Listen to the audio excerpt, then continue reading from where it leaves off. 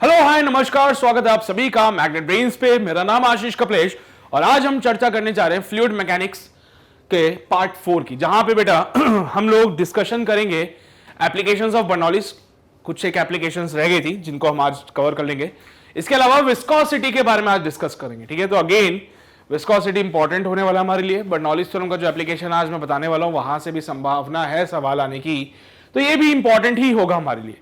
तो हल्के में मत लीजिएगा, नोट्स वगैरह टाइम टू टाइम बनाते रहिएगा, मेरे साथ साथ चीजों को मेंशन करते रहिएगा, चीजें आसान हो जाएगी आप लोगों को। ठीक है, तो चलिए भाई शुरू करते हैं विद द बर्नौलीज थ्योरम। और मैं बस इतना सा जानना चाहता हूं, क्या आप लोगों को पता है बर्नौलीज थ्योरम क्या थी? पता नहीं होती होगी सर, हमने क्या मतलब है ना।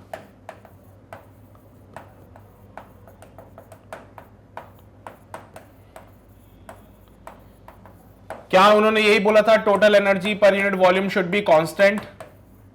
और total energy per unit volume में फॉर्मूला जब लगाया था तो आया था रो जी एच प्लस का हाफ रो वी का स्क्वायर प्लस का पी शुड बी कांस्टेंट। क्या ये वाली बातें बोली थी? फिर हमने बोला था कि साहब 2 पॉइंट्स ले लीजिएगा, है ना। ऐसे बोला होगा कुछ कि साहब 2 पॉइंट्स ले लेना। ये कोई ट्यूब बना दी हमने, है ना। इसमें बोला यहाँ का क्रॉस सेक्शनल एरिया A1, यहाँ पे प्रेशर लगेगा P1, यहाँ पे जो वेलोसिटी है वो है V1। फिर ये बोला इसका cross sectional area A2, pressure लगेगा P2 और यहां से जो फ्लूइड जाएगा उसकी वेलोसिटी होगी V2।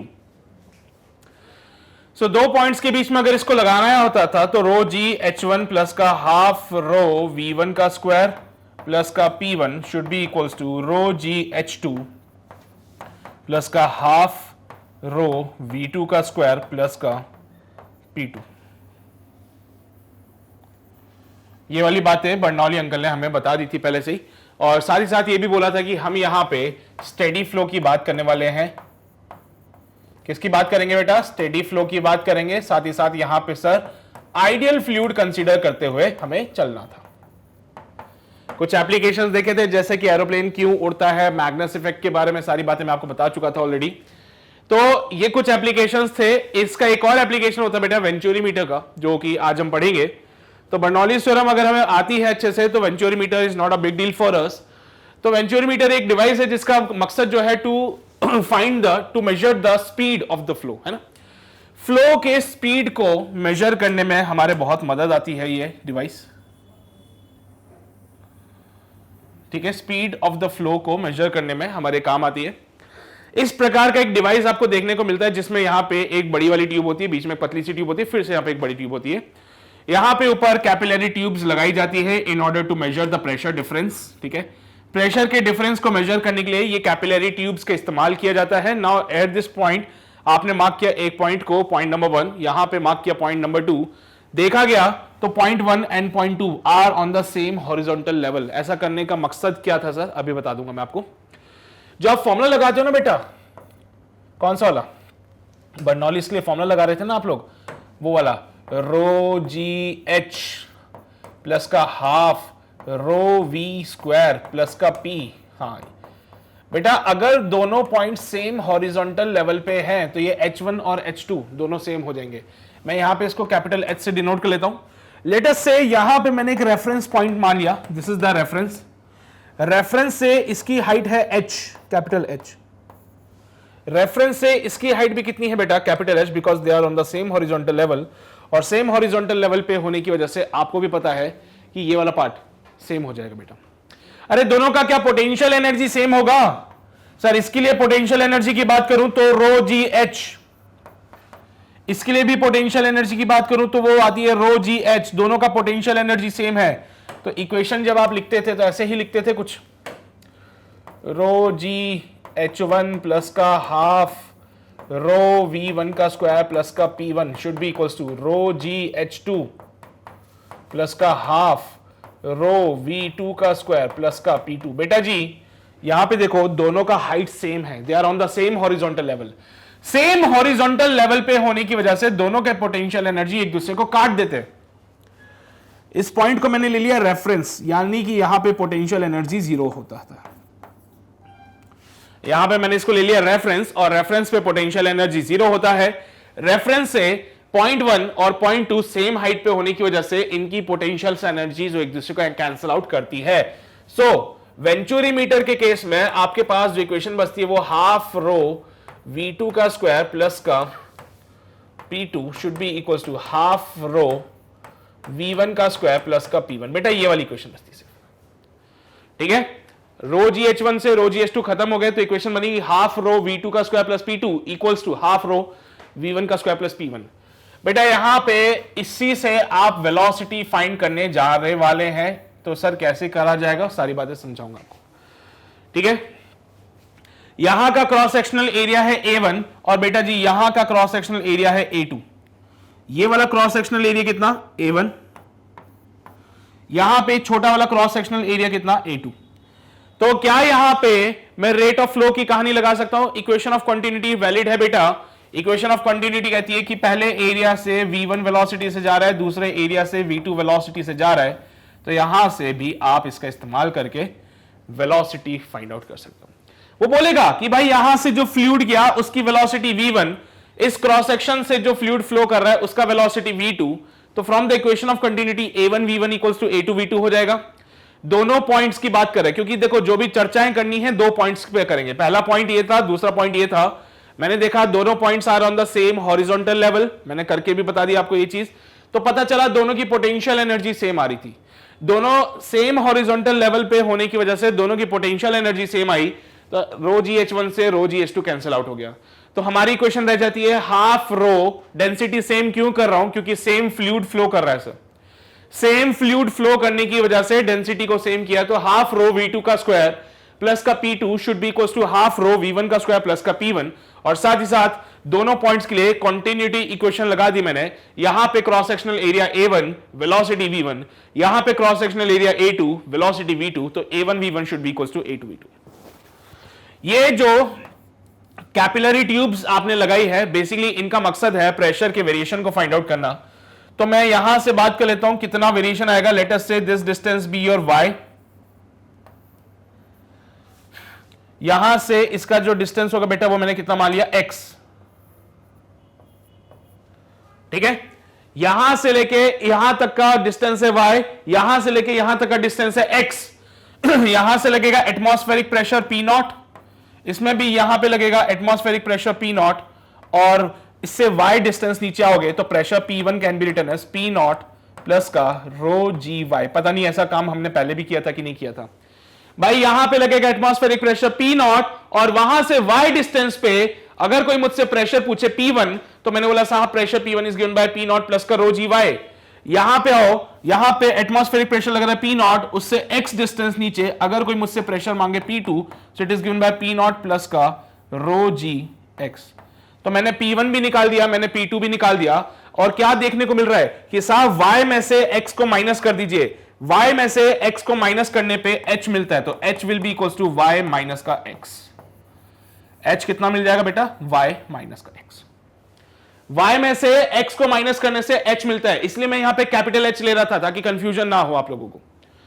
ये वेंचुरी ट्यूब्स होती है बेटा, सॉरी कैपिलरी ट्यूब्स होती है। ये कैपिलरी ट्यूब्स का मकसद क्या होता है कि आप बेसिकली प्रेशर को बता सकते हो by using this capillary tubes.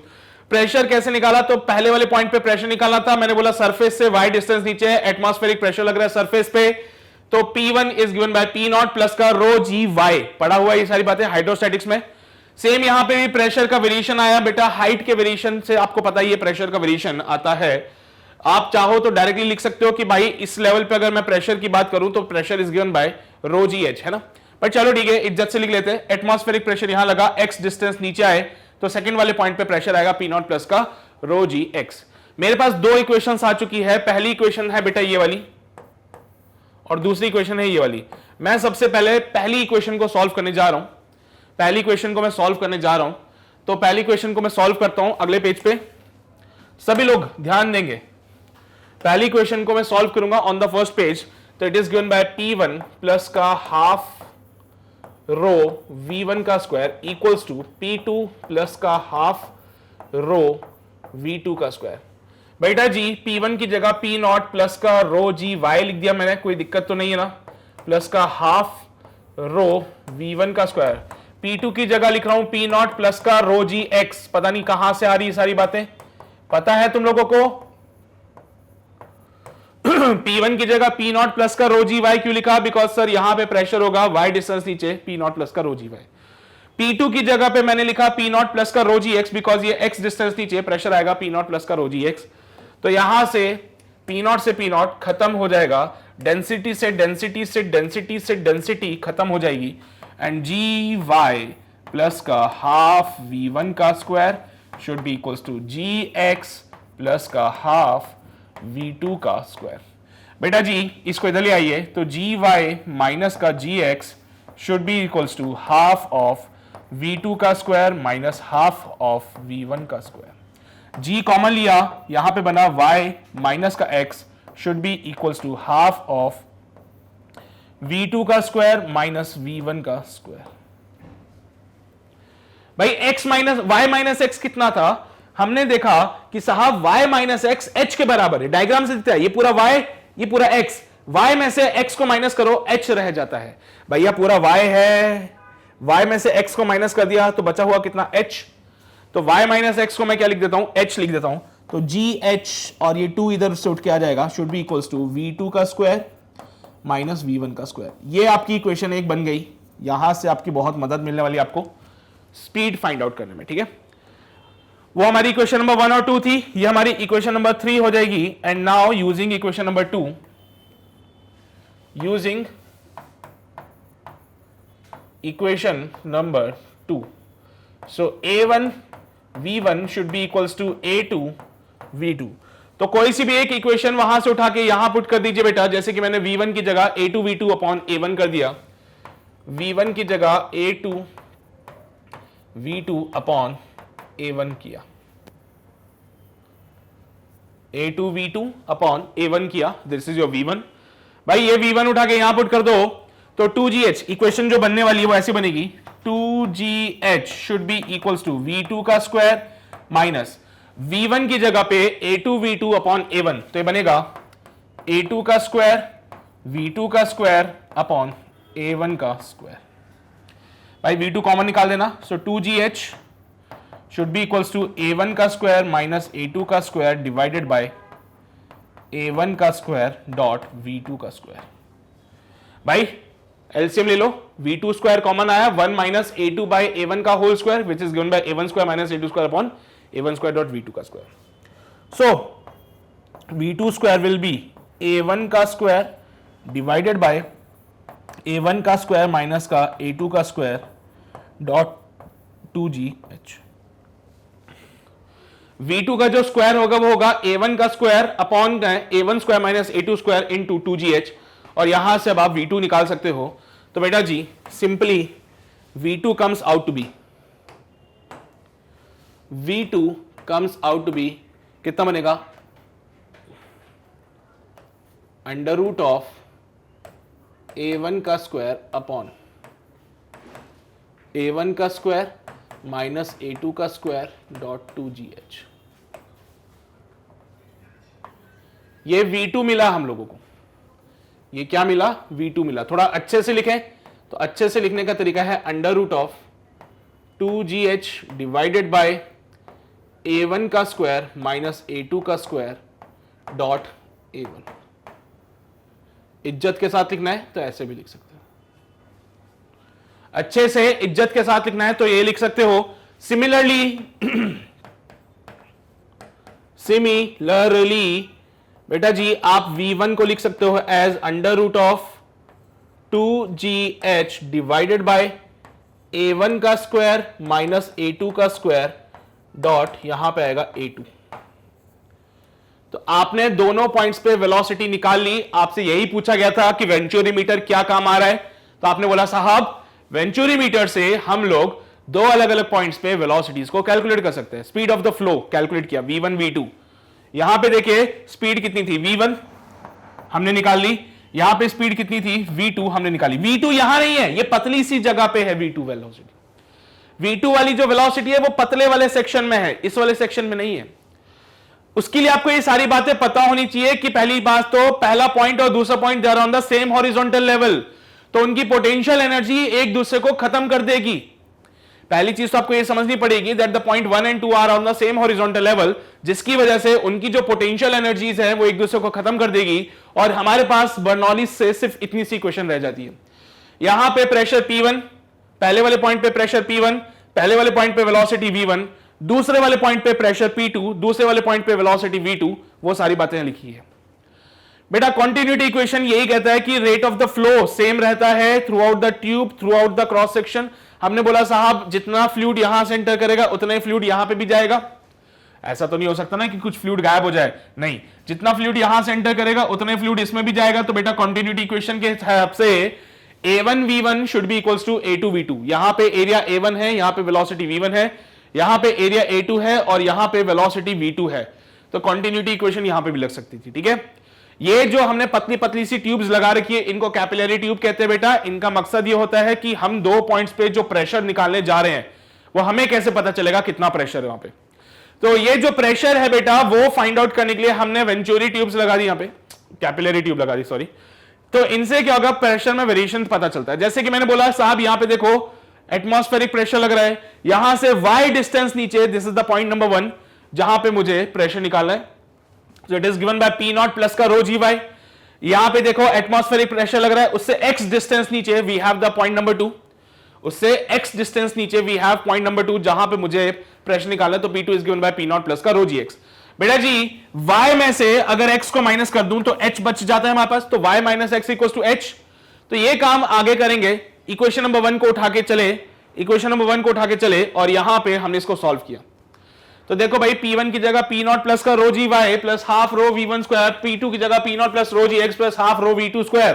P0 से P0 खर्चा खर्च हो गया, सारी डेंसिटीज एक दूसरे को खत्म करती है बिकॉज फ्लूइड सेम है। बिकॉज फ्लूइड कैसा बेटा, आइडियल फ्लूइड है, सेम फ्लूइड है, डेंसिटी सेम नहीं चेंज नहीं होने वाली, यहां पे डेंसिटी सेम रहेगी, हटा दिया। तो ये बन गया जी वाई प्लस का half V1 square equal to g x plus half V2 square. G x इधर ले जाओ, V1 को उधर ले जाओ, तो g y minus g x equal to half V2 square minus half V1 square. भाई y माइनस एक्स h होता है, पता चल गया, हाफ कॉमन ले लिया, ये हाफ इधर चल जाएगा तो 2gh equal to V2 minus V1 का स्क्वायर। थर्ड इक्वेशन बन गई। सेकंड इक्वेशन जो कंटिन्यूटी की थी वहां से हमने A1V1 इक्वल टू A2V2 किया, तो V1 की वैल्यू जो मिली उसको उठा के वहां थर्ड इक्वेशन में पुट कर दिया। V1 की वैल्यू थर्ड इक्वेशन में पुट करने से आपको थर्ड इक्वेशन से ये वाली इक्वेशन फर्दर मिलती है, which is given by 2gh equals to V2 का स्क्वायर माइनस का V1 की वैल्यू पुट करके सॉल्व करा, हमें V2 मिल गया। इज्जत से हमने V2 की वैल्यू लिखी और हमने अंदाजा लगाया कि अगर V2 की वैल्यू ये है तो V1 की वैल्यू ये होगी, और नहीं है भरोसा करके देख लो।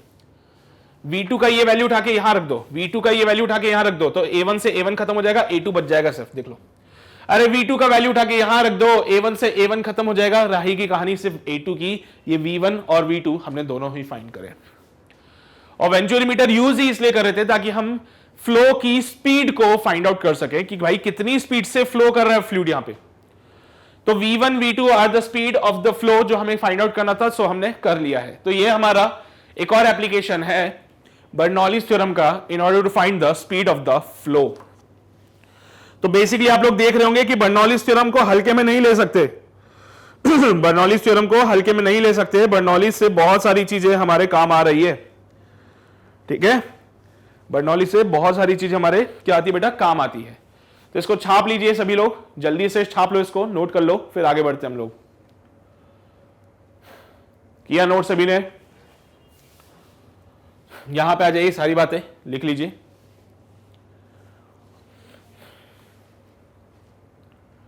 हो गया, चलो बहुत ही शानदार। तो ये सारी बातें मैं मिटा देता हूं and now let's talk about the, ये सारी चीजें भी मिटा देता हूं। ये सब कुछ हमने कर लिया है। अगले पेज पे कुछ फालतू की बात तो नहीं लिखी, विस्कोसिटी आएगा, लेकिन उससे पहले मैं तुम्हें कुछ और भी बताना चाहता हूं। इससे पहले मैं आपको वेलोसिटी ऑफ इफ्लक्स के बारे में बताना चाहता हूं। तो क्या है साहब वेलोसिटी ऑफ इफ्लक्स? बड़ी सिंपल सी कहानी है। बोलते हैं साहब कोई कंटेनर ले लीजिए, इस कंटेनर के अंदर फ्लूइड भर दीजिए, ठीक है भाई भर दिया। एक कंटेनर लेके कंटेनर के अंदर हमने फ्लूइड को फिल किया, इस कंटेनर में नीचे एक छोटी सी ओपनिंग दे देते हैं। इस कंटेनर में क्या करेंगे, एक छोटी सी ओपनिंग देंगे नीचे की तरफ, and the purpose of the opening is कि यहां से फ्लूइड फ्लो करे बाहर की तरफ। तो जैसे ही आप इसमें फ्लूइड को फिल कर रहे थे, देन यू विल फाइंड कि साहब कुछ फ्लूइड इस ओपनिंग के थ्रू बाहर चला गया। ये एक धार बनती है, देखा है तुमने, बॉटल में छेद कर देना, पानी की एक धार बनेगी, इसको इफ्लक्स कहते हैं। तो सवाल यह है कि साहब यहां का जो क्रॉस सेक्शनल एरिया है, यहां का जो क्रॉस सेक्शनल एरिया है वो मैंने मान लिया A1, कितना मान लिया A1। यहां पे जो प्रेशर लगेगा दैट इज कॉल्ड P1, जो कि basically I think atmospheric pressure ही लगने वाला है। यहां पे एक छोटा सा एरिया मान लिया A2 और यहां पे प्रेशर लगेगा P2। यहां पे वेलोसिटी V2 होगी जो मुझे कैलकुलेट करनी है, यहां पे वेलोसिटी V1 होगी जो पता नहीं कितनी है, देखते हैं अभी। फ्लूइड को भर रखा है H हाइट तक, फ्लूइड को भर रखा है H हाइट तक, और यहां से स्मॉल h हाइट तक हमने यहां पे क्या बनाए, ओपनिंग बनाई हुई इसमें, ठीक है। तो आपका मकसद है कि आप V2 को फाइंड आउट करें। आपका मकसद क्या है बेटा कि आप क्या करेंगे, V2 को फाइंड करेंगे। तो अब V2 फाइंड करने के लिए हम इस्तेमाल करने जा रहे हैं क्या, बर्नौलीज थ्योरम को। तो मेरे पास दो पॉइंट्स है, पहला पॉइंट तो यहां पे बन रहा है सर, ऊपर सरफेस पे देख लिया, और दूसरा पॉइंट हमें यहां पे मिल जाएगा ओपनिंग पे। तो बर्नौलीज थ्योरम का यूज करते हैं इसमें भी। तो बर्नौली एंगल की थ्योरम बोलती है कि भाई साहब P1 प्लस का हाफ रो V1 का स्क्वायर प्लस का रो G, कहां से ले, रेफरेंस को, जहां से भी लेना है रेफरेंस ले लीजिए, हो सके तो रेफरेंस को यहीं ले लीजिए, अच्छा लगेगा, नहीं तो रेफरेंस को यहां ले लीजिएगा, आपकी इच्छा श्रद्धा। अगर आपने यहां रेफरेंस लिया तो यहां पोटेंशियल एनर्जी जीरो होगी, अगर आपने यहां रेफरेंस लिया तो यहां पोटेंशियल एनर्जी जीरो होगी। मैंने बोल दिया कि रेफरेंस यहीं ले रहा हूं मैं, तो जैसे यहां पे रेफरेंस लिया इस पॉइंट पे पोटेंशियल एनर्जी जीरो हो जाएगी बेटा।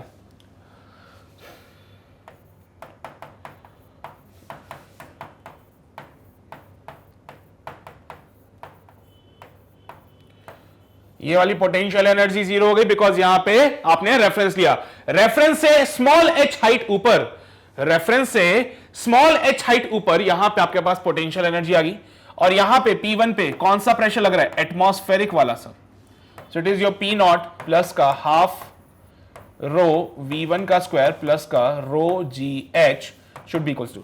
बेटा सेकंड वाले पॉइंट पे भी कौन सा प्रेशर लगेगा, सब एटमॉस्फेरिक वाला, क्योंकि देखो एटमॉस्फेयर के साथ कांटेक्ट में मैं कंसीडर कर रहा हूं सिर्फ क्रॉस सेक्शनल एरियाज पे।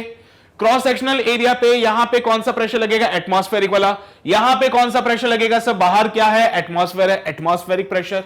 तो P2 की जगह पे भी मैं एटमॉस्फेरिक प्रेशर पुट करता हूं प्लस का हाफ रो V2 का स्क्वायर। P0 से P0 खत्म हो जाएगा बेटा, तो यहां पे देखो तो डेंसिटी से सारी डेंसिटीज भी खत्म हो गई। सो V1 का स्क्वायर बाई 2 प्लस का GH should be equals to V2 square by 2। So V1 का स्क्वायर माइनस V2 का square should be equals to 2GH, sorry उल्टा लिख दिया गया, ओके। ये V1 का स्क्वायर इधर चला जाएगा तो V2 का स्क्वायर माइनस V1 का square should be equals to 2GH।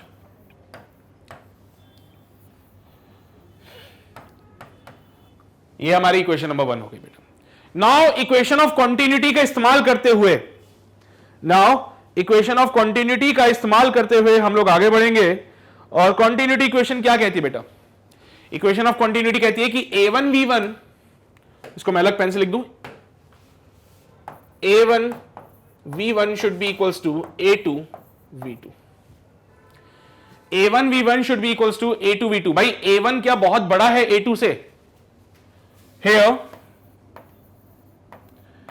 A1 is very very very greater than A2, so V1 is very very very very less than V2।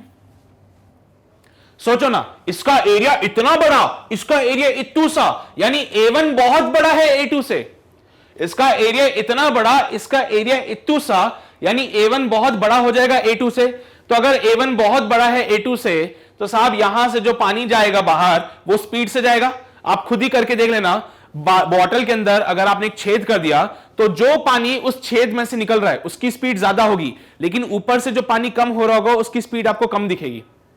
करके देख लेना, नहीं है भरोसा, बाल्टी में एक छेद करना, बाल्टी में छेद करोगे, पानी की धार निकलेगी, वो जो पानी की धार है उसकी स्पीड ज्यादा होगी, और ऊपर जो बाल्टी में ऊपर जो पानी कम हो रहा होगा उसकी स्पीड कम होगी। देखना, करके देख लेना, नहीं है मेरे पे भरोसा तो ये धीरे धीरे नीचे गिरता रहता है और यहां पे पानी बहुत स्पीड से निकलता है, ये धीरे धीरे नीचे आता है और पानी यहां पे बहुत स्पीड से निकलता है। ऐसा इसलिए हो रहा है, इसका क्रॉस सेक्शनल एरिया ज्यादा, इसका क्रॉस सेक्शनल एरिया कम। कॉन्टिन्यूटी इक्वेशन के हिसाब से एवी बराबर कांस्टेंट होता है, कॉन्टिन्यूटी इक्वेशन के हिसाब से एवी बराबर कांस्टेंट होता है, और अगर एवी कांस्टेंट है तो A is inversely proportional to V. भाई जिसका एरिया ज्यादा वहां पे स्पीड कम हो जाएगी, जहां पे एरिया ज्यादा वहां पे स्पीड कम हो जाएगी, और जहां पे एरिया कम वहां पे स्पीड ज्यादा हो जाएगी। तो V2 is very very greater than V1। भाई V2 बहुत बड़ा है V1 से, तो V1 का जो स्क्वायर होगा वो और भी ज्यादा छोटा हो जाएगा V2 के स्क्वायर से, क्योंकि भाई V1 बहुत छोटा है V2 से, तो V1 का स्क्वायर तो और भी ज्यादा छोटा हो जाएगा V2 से, और V1 का स्क्वायर को हम कंसीडर कर सकते हैं नेग्लिजिबल। तो the equation can be written as V2 का square should be equals to 2gh and the value of V2 comes out to be under root of 2gh. This is the velocity of efflux.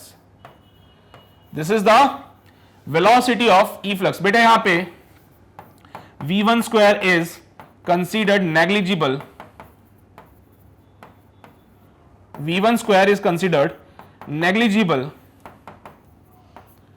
with respect to V2 square.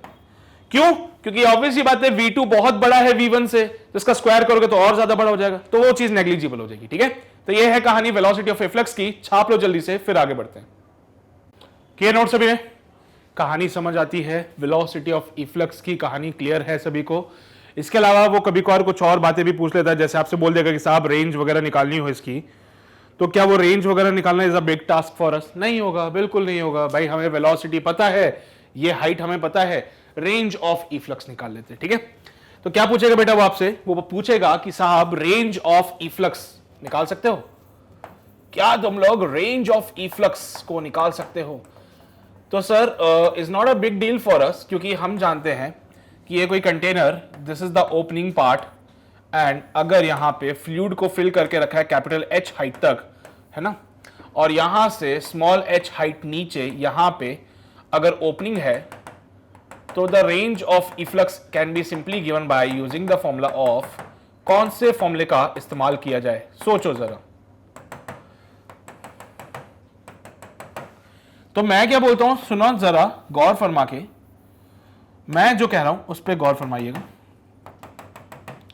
This distance is known as the range of the efflux. ये वाली height अगर आपको मिल जाए तो मजा ही आ जाए। I think this will be capital H minus का small h।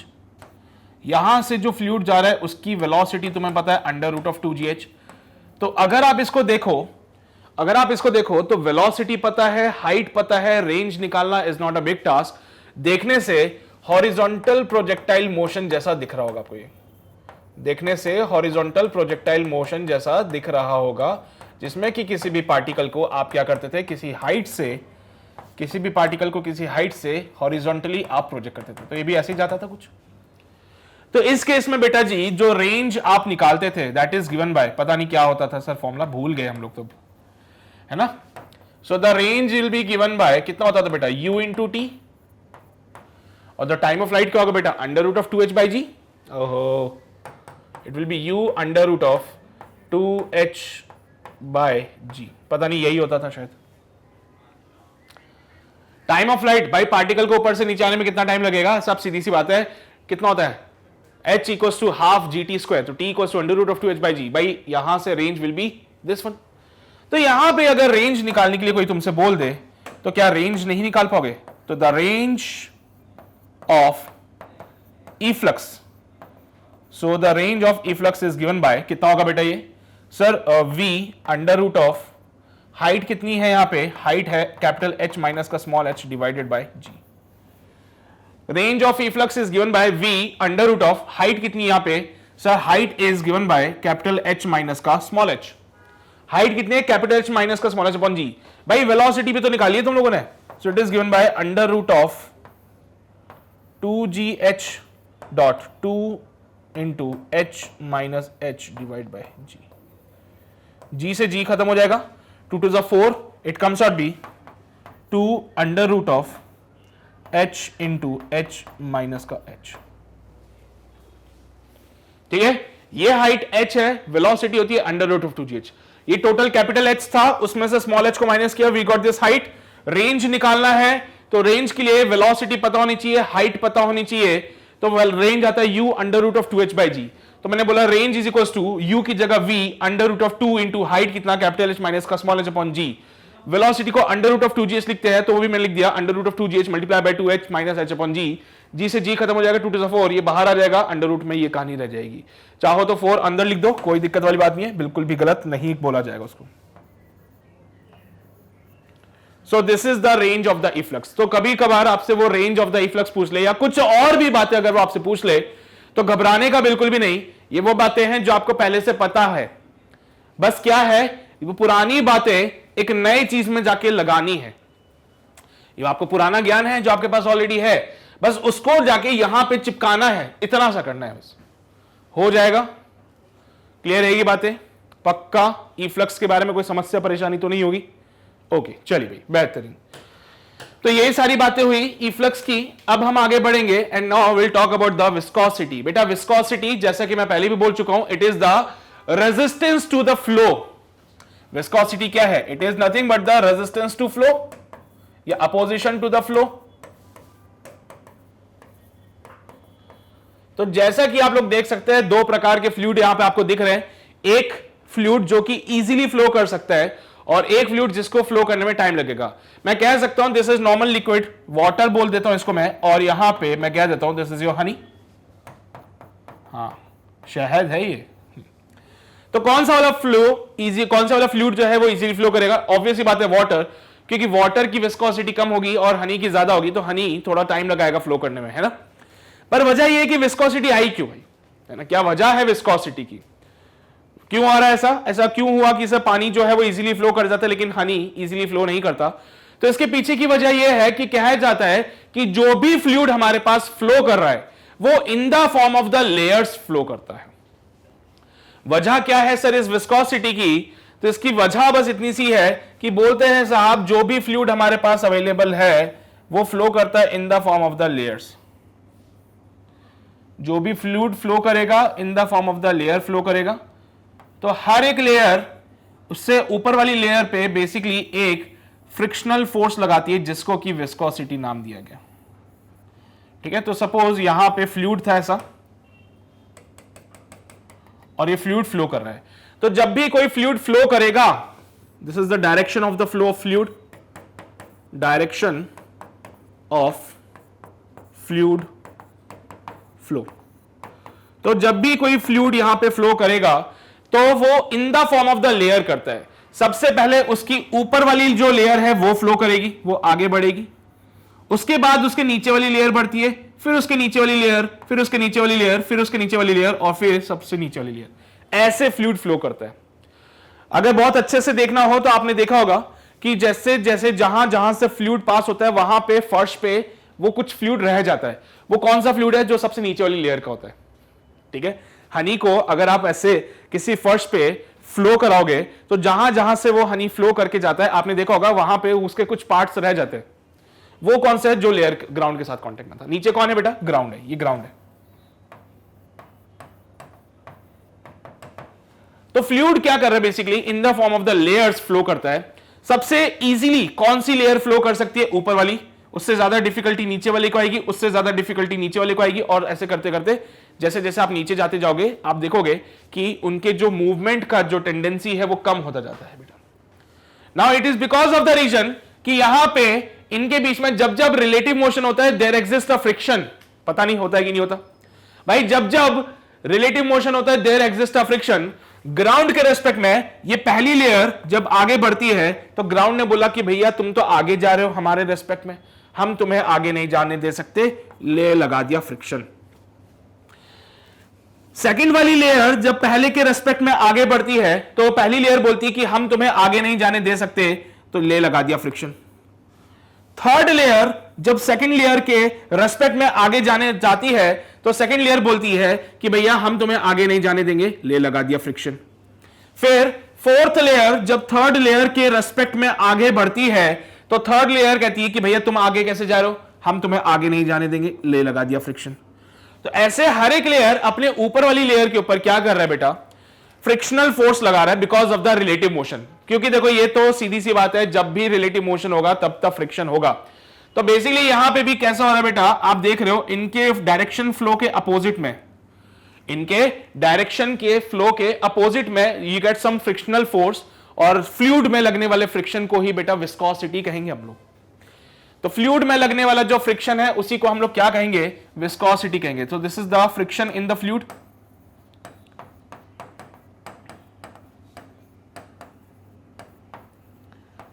which opposes the relative motion,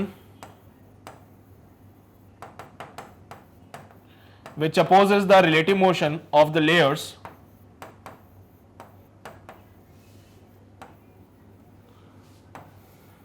thus opposing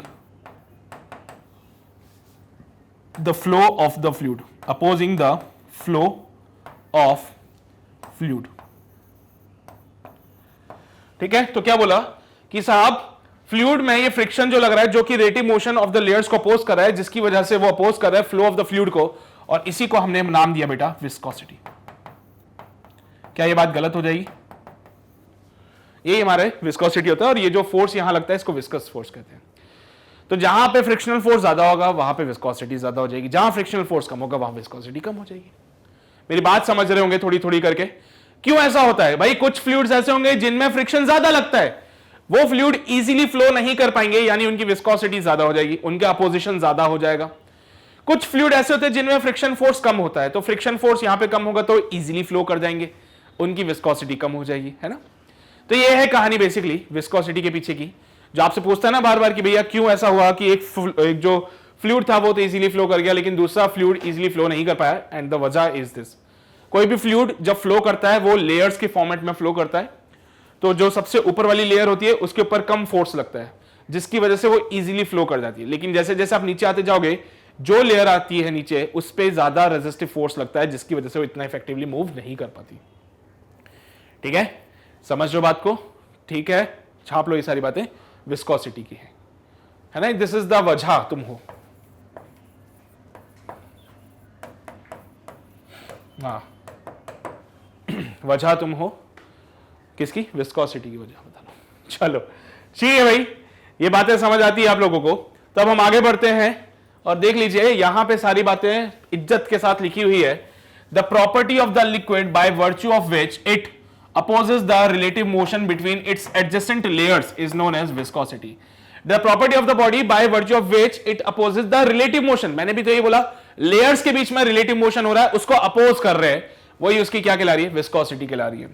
Internal tangential force which try to retard the relative motion between the layers is called as the viscous force, जिसको कि मैं वहां पे frictional force कह रहा था बेटा, जो मैं वहां पे फ्रिक्शनल फोर्स कह रहा था ना, वो क्या है बेसिकली? Tangential force. देखो ना सारे क्या है? टेंजेंशियल फोर्स है। ये सारे क्या है बेटा? टेंजेंशियल फोर्स है। ये क्या कर रहे हैं? अपोज कर रहे हैं, तो इन्हीं को हमने क्या बोला? विस्कस फोर्स कहा। इन्हीं को हमने क्या नाम दे दिया? Viscous force. ये फ्रिक्शनल फोर्सेस जो है वो सब क्या है? विस्कस फोर्स ही तो है। Viscosity come into the play only when there is a relative motion between the layers of the same material. This is why it does not act in the solid. Solid में ऐसा कुछ होता ही नहीं है। Solid के अंदर ऐसे flow करने वाली बातें नहीं होती। Solid में ऐसा थोड़ी होता कि वो solid फ्लो कर रहा है या साहब कुछ हो रहा है ऐसा। तो solid में ऐसे फ्लो करने वाली टेंडेंसी नहीं होती, इसलिए solids में viscosity नहीं लगता। Viscosity वहीं लगेगा when you have these kinds of layers. Viscosity तभी लगता है बेटा जब आपके पास ऐसे लेयर्स के फॉर्मेट में चीजें आती है। ठीक है, याद रहेगी बातें सभी को।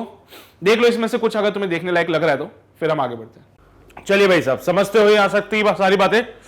अब आगे बढ़ते हैं and let's talk about the velocity gradient. भाई वेलोसिटी ग्रेडियंट होता क्या है इसके बारे में समझते हैं। बड़ी सिंपल सी बात है बेटा, कोई रॉकेट साइंस नहीं है। किसी भी चीज को अगर आप डिस्टेंस से डिवाइड करते हो तो बेसिकली उसका ग्रेडियंट बन जाता है।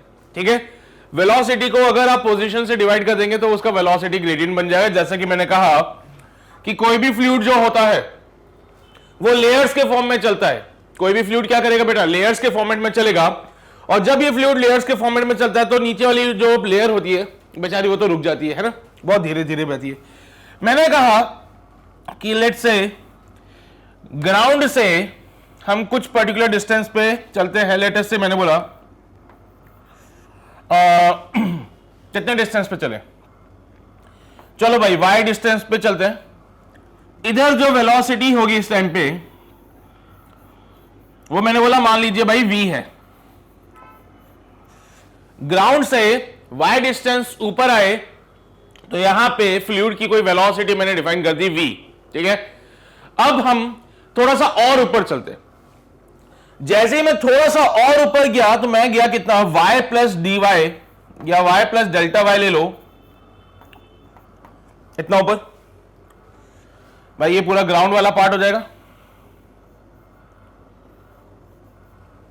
y डिस्टेंस ऊपर आए, फ्लूइड की वेलोसिटी v, थोड़ा सा और ऊपर गए तो y plus delta y distance ऊपर गए तो वेलोसिटी इंक्रीज हो जाती है। मैंने बोला था ना ऊपर वाली लेयर की वेलोसिटी ज्यादा होती है, वेलोसिटी थोड़ा सा और इंक्रीज हो गई। तो यहां पे अगर हम बात करें तो कितना डिफरेंस आ रहा है दोनों वेलोसिटीज में, तो साहब यहां पे वेलोसिटीज में जो डिफरेंस आएगा वो आएगा डेल्टा वी। कितने पोजीशन के चेंज पे डिफरेंस आया, डेल्टा वाई के पोजीशन चेंज पे डिफरेंस आया, तो बेटा ये बनता है हमारा क्या, वेलोसिटी ग्रेडियंट। पढ़ा तो होगा ही सही तुम लोगों ने पहले भी, ऐसा तो है नहीं कि नहीं पढ़ा होगा, बट भूल जाते कभी कभार, तो कोई बात नहीं, पता चलता है ऐसे में, है ना। जानते हो ये चीज पता चलती है क्या, वेलोसिटी का पोजीशन के साथ डिफरेंशिएट कर दीजिए या डिवाइड कर दीजिए तो that gives you the velocity gradient. क्यों पढ़ रहे हैं वेलोसिटी ग्रेडियंट, क्योंकि आगे चल के जो विस्कस फोर्स है, जो विस्कस फोर्स है वो डिपेंड करेगा इस पे, तो हमें पता होना चाहिए वेलोसिटी ग्रेडियंट क्या है। अच्छा यही चीज अगर मैं स्मॉल चेंजेस के लिए डिफरेंशिएट कर दूं, है ना, अगर मैं बात करूं फॉर द स्मॉल चेंजेस तो it is given by delta we की जगह पे मैं डीवी बाय डी वाई लिख दूं। नाउ दैट डिपेंड्स ऑन, यहां पे वेलोसिटी वाई पे डिपेंड कर रही थी, आप देख रहे हो velocity is a function of y, velocity y के हिसाब से एडजस्ट कर रही थी, इसलिए मैं डीवी बाय डी वाई कर रहा हूं। अगर वेलोसिटी जेड के हिसाब से एडजस्ट करेगी तो डीवी बाय डी जेड कर दूंगा, अगर वेलोसिटी एक्स के हिसाब से एडजस्ट होगी तो मैं डीवी बाय डी एक्स कर दूंगा। यानी कि वेलोसिटी का अगर मैंने डिफरेंशिएशन कर दिया with respect to the position तो वो मुझे वेलोसिटी ग्रेडियंट देता है।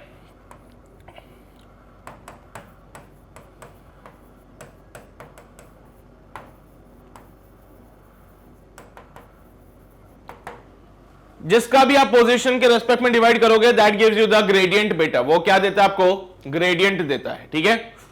याद रहेगी बातें, समझते हो पक्का। चलिए भाई आगे बढ़ेंगे क्या, अभी और अच्छे से समझ आएगा जैसे आगे बढ़ेंगे। हाँ जी तो न्यूटन अंकल ने यहां पे भी हमारी सहायता की हमें बताने के लिए कि विस्कस फोर्स कितना लग सकता है। तो सरफेस पे विस्कस फोर्स कितना लगता है, सपोज करो यहां पे कोई लिक्विड है, ये ग्राउंड है बेटा, ग्राउंड से z डिस्टेंस ऊपर यहां पे कोई फ्लूइड की लेयर है, तो इस पे कितना विस्कस फोर्स लगने वाला है।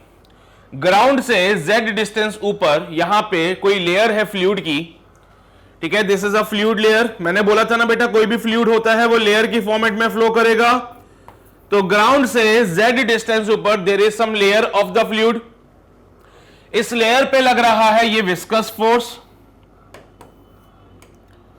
इस लेयर को एक्सपीरियंस होगा this viscous force. Now the point is कि विस्कस फोर्स होगा कितना, है ना। तो इसके लिए न्यूटन अंकल ने हमें कुछ बातें बताई, उन्होंने बोला साहब ये जो विस्कस फोर्स होता है ये कुछ फैक्टर्स पे डिपेंड करता है। पहली चीज तो वो डिपेंड करता है एरिया पे कि भाई कितना एरिया कांटेक्ट में आ रहा है, दूसरी चीज वो डिपेंड करता है बेटा वेलोसिटी ग्रेडियंट पे, z के साथ यहां पे z के हिसाब से वेलोसिटी चेंज होगी तो हमने dv बाय dz कर दिया। नहीं समझ रहे हो मेरी बात, delta v by delta z लिख देता हूं, चलो भाई तुम्हारी तसल्ली के लिए। ये कोई फ्लूइड की लेयर है और ये फ्लूइड की लेयर पे लग रहा है viscous force. Now the point is कि साहब ये विस्कस फोर्स होगा कितना, तो न्यूटन अंकल ने हमें बोला कि जो विस्कस फोर्स होगा that depends on the area, कि भाई कितना एरिया कांटेक्ट में आ रहा है। दूसरी चीज वो डिपेंड करता है वेलोसिटी ग्रेडियंट पे, दूसरी चीज वो किस पे डिपेंड करेगा बेटा, वेलोसिटी ग्रेडियंट पे, ठीक है। तो ये वाली बातें हमसे बोली, जब इनको कंबाइन करके देखा गया तो पता चला कि F is proportional to A delta V by delta Z। Proportionality का साइन हटाएंगे, we got some constant which is known as the coefficient of viscosity and the formula is given by eta A delta V by delta Z। This is the formula for the viscous force. बेटा ये क्या है? Viscous force का formula. लेकिन ये formula तभी valid है जब आप सरफेस पे हो। फॉर एग्जाम्पल ये कोई फ्लूइड है, पानी है, नदी है, जो भी है, इसमें नाव चल रही है ऊपर सरफेस पे, तो यहां पे इस पार्ट पे we got some viscous force. बेटा फॉर एग्जाम्पल जस्ट भावनाएं समझो मेरी, मैं क्या कहना चाहता हूं, मेरी भावनाओं को समझो। मैं बस इतना कहना चाहता हूं कि साहब जब भी कोई ये वाला फॉर्मूला तब लगेगा जब आप सरफेस की बात कर रहे होंगे, जब आप सरफेस पे होंगे।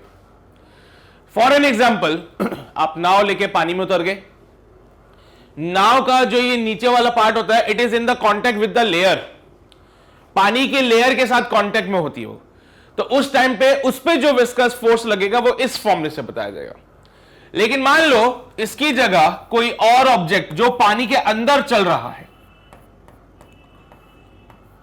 ये तो नाव है जो इधर चल रही है, सरफेस पे है, इसकी जगह कोई और ऑब्जेक्ट जो पानी के अंदर चल रहा है उसके ऊपर कुछ और विस्कस फोर्स लगेगा। ठीक है, तो इसके लिए विस्कस फोर्स कुछ और होगा जो हम अभी आगे चल के फाइंड करेंगे।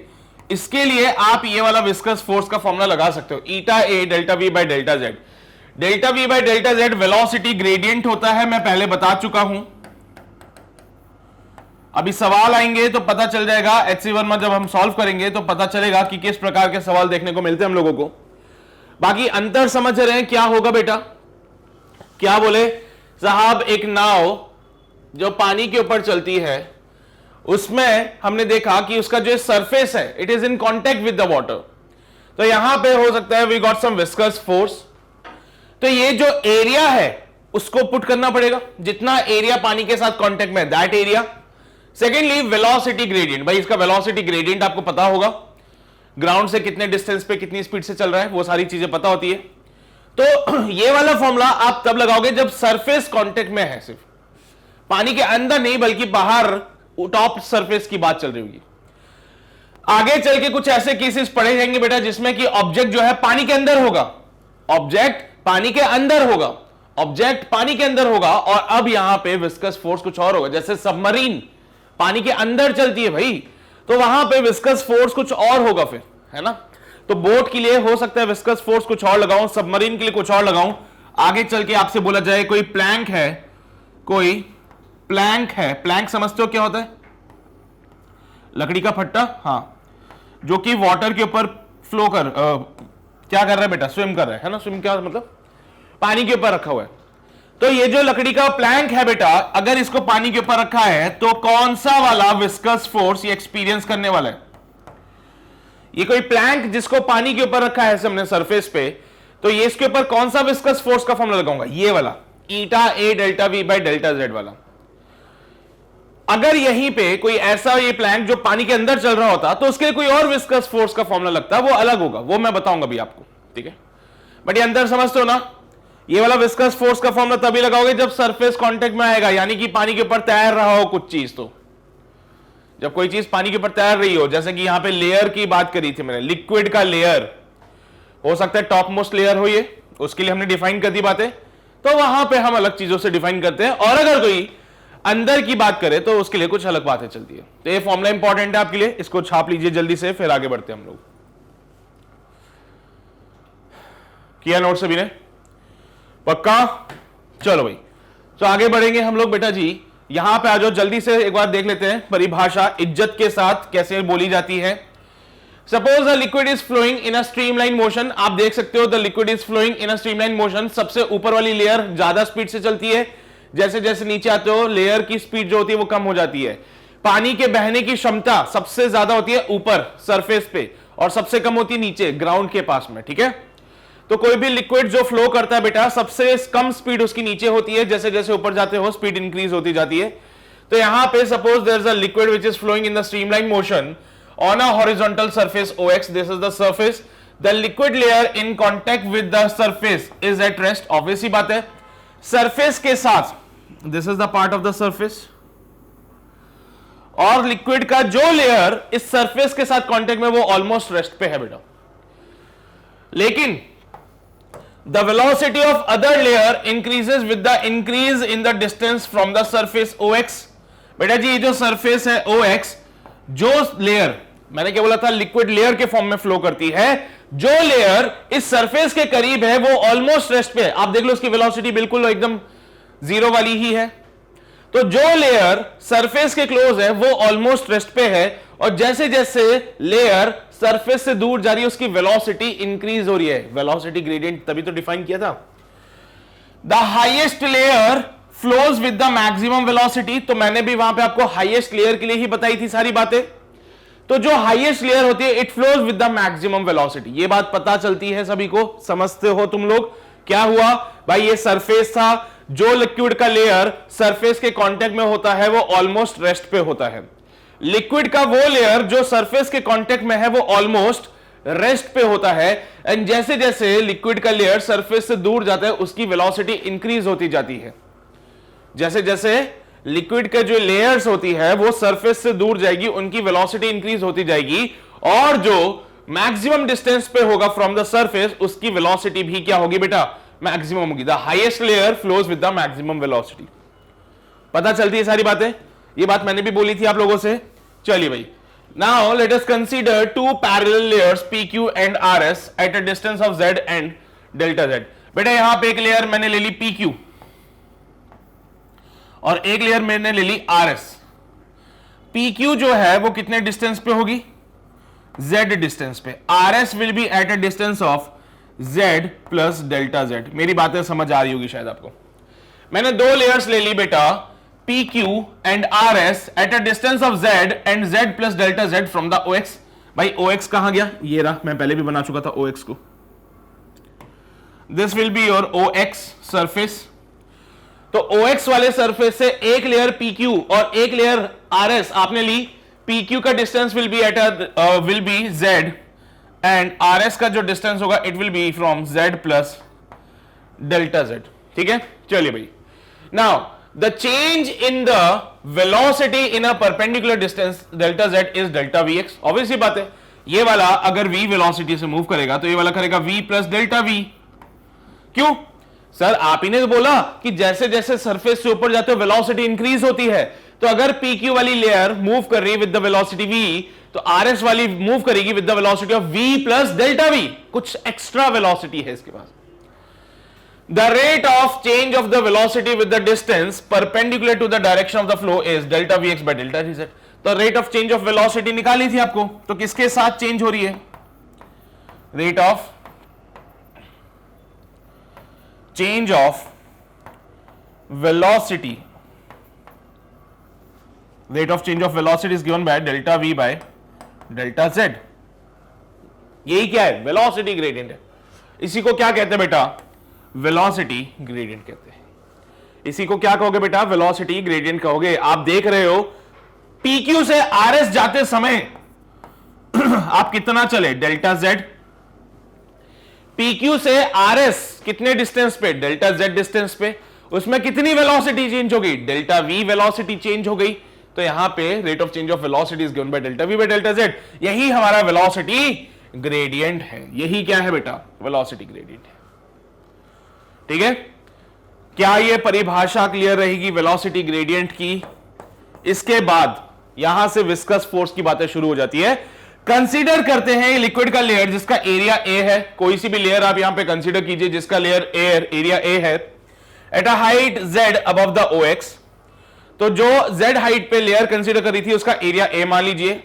The layer of this liquid immediately above it tends to accelerate it with a tangential viscous force F, while the layer immediately below it tends to retard it backward with the same tangential viscous force. आप कोई सी भी एक layer ले लीजिए. मैंने ले ली late से PQ वाली लेयर जो कि Z डिस्टेंस पे है.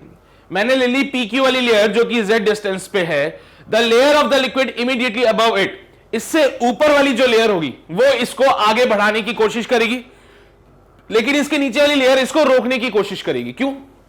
आओ जरा इसकी भी तुम्हें फील देते हैं।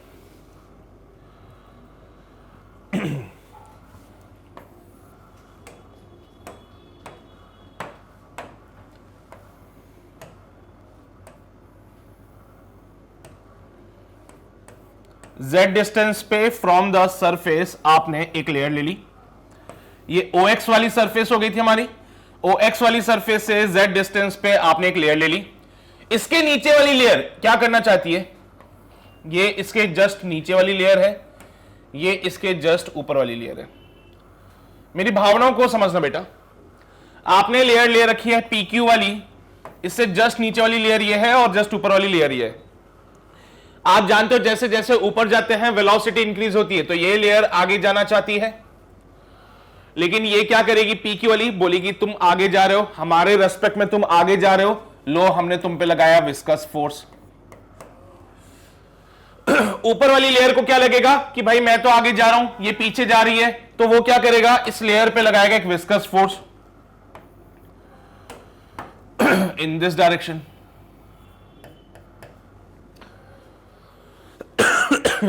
ऊपर वाली लेयर ने इस पे विस्कस फोर्स लगाया आगे की तरफ, जिससे कि वो क्या कर सके? एक्सेलरेट कर सके। ऊपर वाली लेयर ने इस पे लगाया विस्कस फोर्स आगे की तरफ, जिसकी वजह से PQ वाली लेयर एक्सेलरेट कर सके, जिसके कारण PQ आगे जाना चाहेगी। नीचे वाली लेयर के हिसाब से PQ आगे जा रही है, नीचे वाली लेयर से ये सहन नहीं हुआ, उसने बोला तुम कहां चल दिए, हम तो तुम पे क्या लगाएंगे? विस्कस फोर्स लगाएंगे। इसकी वजह से ये क्या होगी? रिटार्ड होगी। ये कहना चाहते हैं। तो अगर आपने Z डिस्टेंस पे कोई लेयर PQ ले रखी है, तो उसके ऊपर वाली लेयर उस पे विस्कस फोर्स लगाती, जिसकी वजह से वो एक्सेलरेट करना चाहती है, लेकिन उसके नीचे वाली लेयर हमेशा उसको रोकने की कोशिश करेगी, तो अपोजिट डायरेक्शन में एक विस्कस फोर्स लगाती, जिससे वो रिटार्ड करे। बदले में ये वाली लेयर को भी एक विस्कस फोर्स मिलेगा आगे की तरफ, जिससे कि वो एक्सेलरेट कर सके, है ना? अब तुम तो समझदार हो, ये जो एक्सेलरेट करने वाली जो विस्कस फोर्स है डेफिनेटली ज्यादा होना चाहिए, तभी तो लेयर आगे मूव करेगी, नहीं तो रुकी रहेगी एक ही जगह पे। यही बात यहां पे कही जा रही है, यही सारी बातें यहां पे कही जा रही है बेटा, ठीक है? यही सारी बातें इन्होंने यहां पे बोली कि आपने कोई लेयर PQ ले लिया, PQ वाली लेयर के ऊपर वाली इसको सपोर्ट करेगी मोशन के लिए, लेकिन उसके नीचे वाली उसको अपोज करेगी, उसके मोशन को रिटार्ड करने की कोशिश करेगी। इट्स ऑल अबाउट द, देखो विस्कस फोर्स अगर वैसे समझ नहीं आए तो फ्रिक्शन फोर्स से इसको कंसीडर करते हुए चलो, क्योंकि फ्रिक्शन भी तुम अच्छे से जानते हो, रिलेटिव मोशन होगा तो फ्रिक्शन आएगा, रिलेटिव मोशन होगा तो यहां पे विस्कस फोर्स आएगा। वहां पे जो काम फ्रिक्शन कर रहा था वो काम यहां पे कौन कर रहा है? विस्कस फोर्स कर रहा है। ये सारी बातें क्लियर है सभी को? फिर हम आगे बढ़े विस्कस फोर्स के बारे में कुछ बेसिक सी बातें समझने के लिए। अब न्यूटन अंकल यहां पे सामने है, जिन्होंने हमें इसको समझाया। According to the Newton, the viscous force acting between the two layers of a liquid flowing in the streamline motion depends upon the following two factor. पहली चीज तो बेटा कॉन्टैक्ट एरिया, भाई कितना इलाका इनका आपस में कांटेक्ट में है, तुम भी जानते हो। ये कुछ इस प्रकार से बनती है लेयर्स, तुम लोग जानते हो बहुत अच्छे से कि लेयर्स कुछ इस प्रकार से बनेगी, जिसमें कि ये लेयर थोड़ा आगे की तरफ जाती हुई दिखेगी अपने को, और ये वाली लेयर थोड़ा पीछे की तरफ रहती है, ठीक है? तो कितना पार्ट इनका कांटेक्ट में है, कितना पार्ट इनका कांटेक्ट में है, पहला फैक्टर। जो लेयर कांटेक्ट में है उतने से पार्ट को देखो, सिर्फ कांटेक्ट पार्ट को,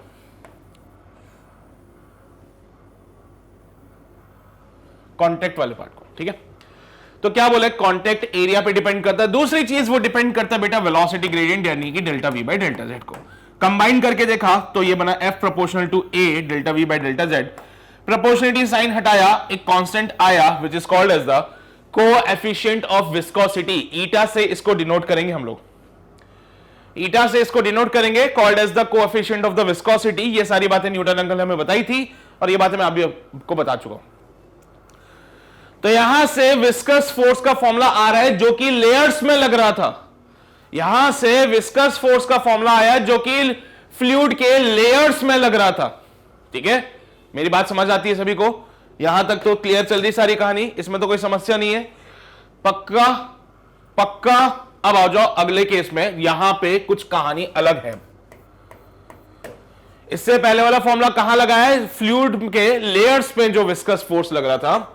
लेकिन अगर कोई बॉडी फ्लूइड के अंदर चल रही है, जैसे कि मैंने आपसे पहले भी बोला था कि ये केसेस तब लगते हैं जब सरफेस कांटेक्ट में है, यानी कि मैं फ्लूइड के लेयर्स की बात करूं या मैं बोलूं लकड़ी का कोई प्लैंक पानी के ऊपर तैर रहा है, तो भी यहां पे कुछ पार्ट इसका कांटेक्ट में आएगा, तो भी आप वो वाला फॉर्मूला लगा देना। कौन सा वाला?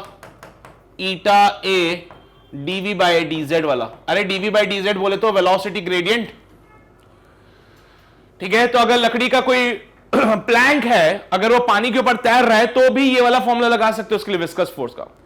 लेकिन वहीं पे अगर कोई ऐसा ऑब्जेक्ट जो कि पानी के अंदर चल रहा है, कोई ऐसा ऑब्जेक्ट जो कि पानी के अंदर चल रहा है बेटा, उस केस में हम क्या करेंगे? कुछ और फॉर्मूला लगाएंगे एंड यहां पे से हम बात करेंगे उस फॉर्मूले की। तो यहां पे स्टोक्स लॉ और टर्मिनल वेलोसिटी की डिस्कशंस होंगी।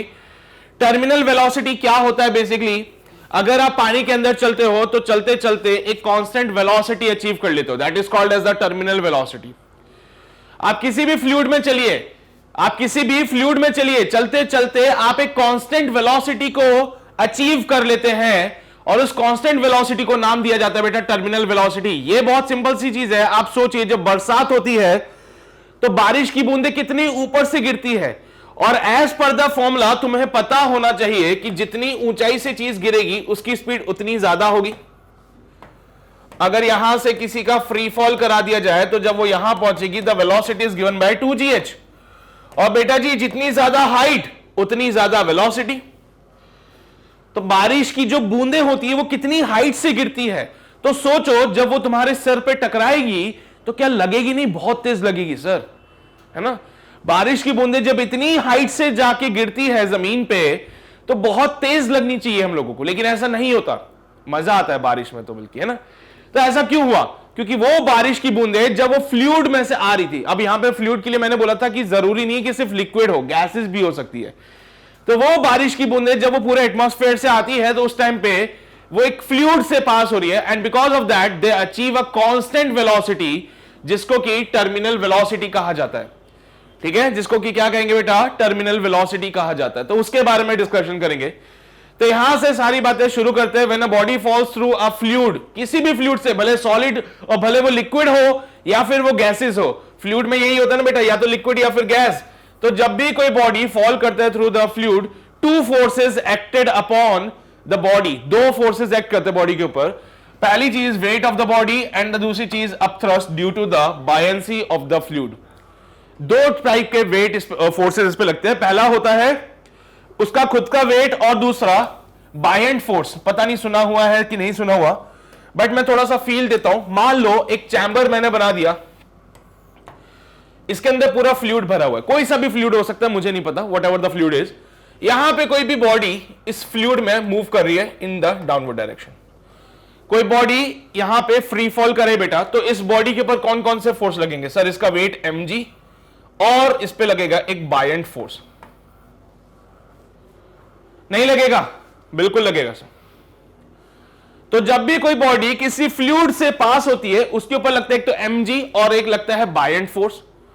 अब क्या हुआ साहब? सब जब ये चलेगा, ठीक है, यहां तक तो सारी बातें क्लियर है। जब ये चलेगा, when a solid sphere falls in a liquid, then its accelerating velocity is controlled by the viscous force of the liquid, and hence it attains a constant velocity which is called as the terminal velocity. Buoyant force तक तो ठीक था। Buoyant force तो तब भी लगता है जब कोई ऑब्जेक्ट पानी के अंदर होता है या फ्लूइड के अंदर होता है, लेकिन ये जो है it is moving in the downward direction. It is moving in the downward direction. तो भाई यहां पे जो भी फ्लूइड है उसके रेस्पेक्ट में क्या इसका रिलेटिव मोशन हुआ? यहां पे जो भी फ्लूइड होगा बेटा उसके रेस्पेक्ट में क्या इस बॉडी का रिलेटिव मोशन हो रहा है? खुद ही सोचो ना तुम लोग। यहां पे जो भी फ्लूइड था उसके रेस्पेक्ट में बॉडी का रिलेटिव मोशन हुआ, और जब बॉडी इस फ्लूइड के रेस्पेक्ट में नीचे जाने लगी तो बॉडी के ऊपर लगा एक विस्कस फोर्स। बॉडी के ऊपर लगने लगा एक विस्कस फोर्स। ये होता है जब भी आप रिलेटिव मोशन करोगे with respect to the liquid, you will experience some viscous force. तो पहली चीज तो ये विस्कस फोर्स कितना होगा, तो वो हम फाइंड करेंगे थ्रू द स्टोक्स लॉ, और इस विस्कस फोर्स को फाइंड करने के बाद हम फाइंड करेंगे टर्मिनल वेलोसिटी को। तो यहां पे तो मैंने टर्मिनल वेलोसिटी की परिभाषा दे दी और यहां पे इन्होंने ये विस्कस फोर्स हमें डिफाइन करके दिया है, लेकिन मैं आपको बताऊंगा कि ये विस्कस फोर्स आया कहां से।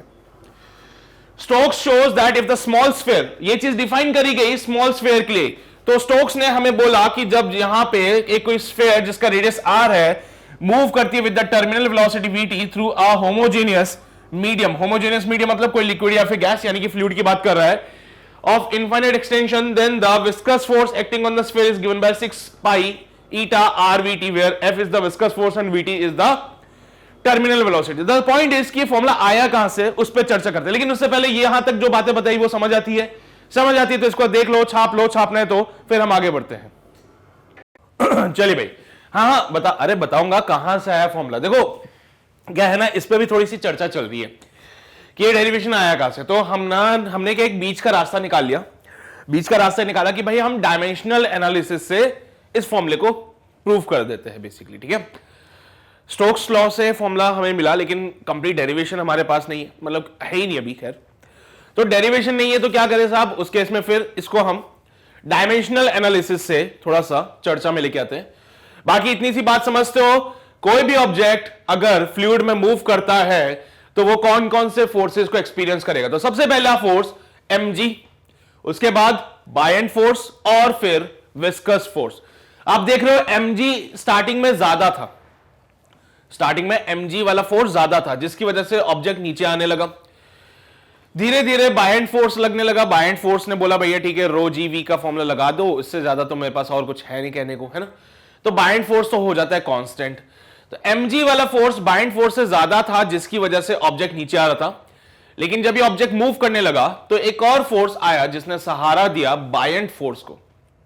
ये ऐसी कहानी है कि mg बायएंड फोर्स से ज्यादा, mg अगर बायएंड फोर्स से ज्यादा तो ऑब्जेक्ट नीचे आने लगा।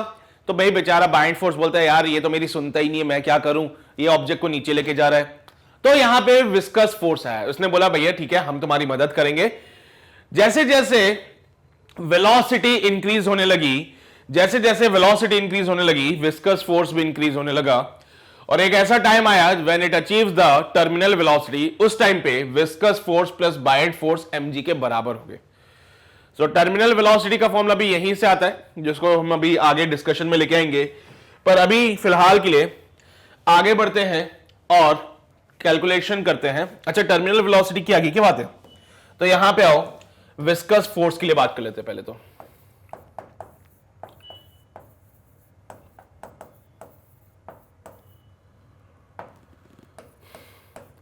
ठीक है, तो स्टोक्स लॉ से विस्कस फोर्स का जो फॉर्मूला आ रहा था बेटा, it is given by 6 pi eta rvt। तो ठीक है, स्टोक्स ने क्या कहा हमसे कि भाई, स्टोक्स अंकल ने हमसे कहा कि जो ये विस्कस फोर्स है ना, पहली बात तो ये आप डिफाइन करोगे फॉर द स्फीयर। हमारे सिलेबस में स्फीयर के लिए ही है बेटा, जिसका रेडियस कितना हो जाएगा r। उन्होंने बोला जो भी ये विस्कस फोर्स आप डिफाइन करने जा रहे हो, this viscous force is defined only for the sphere जिसका रेडियस r है। ये स्टोक्स अंकल ने हमसे बोली बात, ठीक है। इसके अलावा क्यूब है या फिर सिलेंडर है या फिर कोई और शेप का बॉडी, वो हमारे सिलेबस में नहीं है, तो इसके लिए ज्यादा चिंता भी नहीं करनी।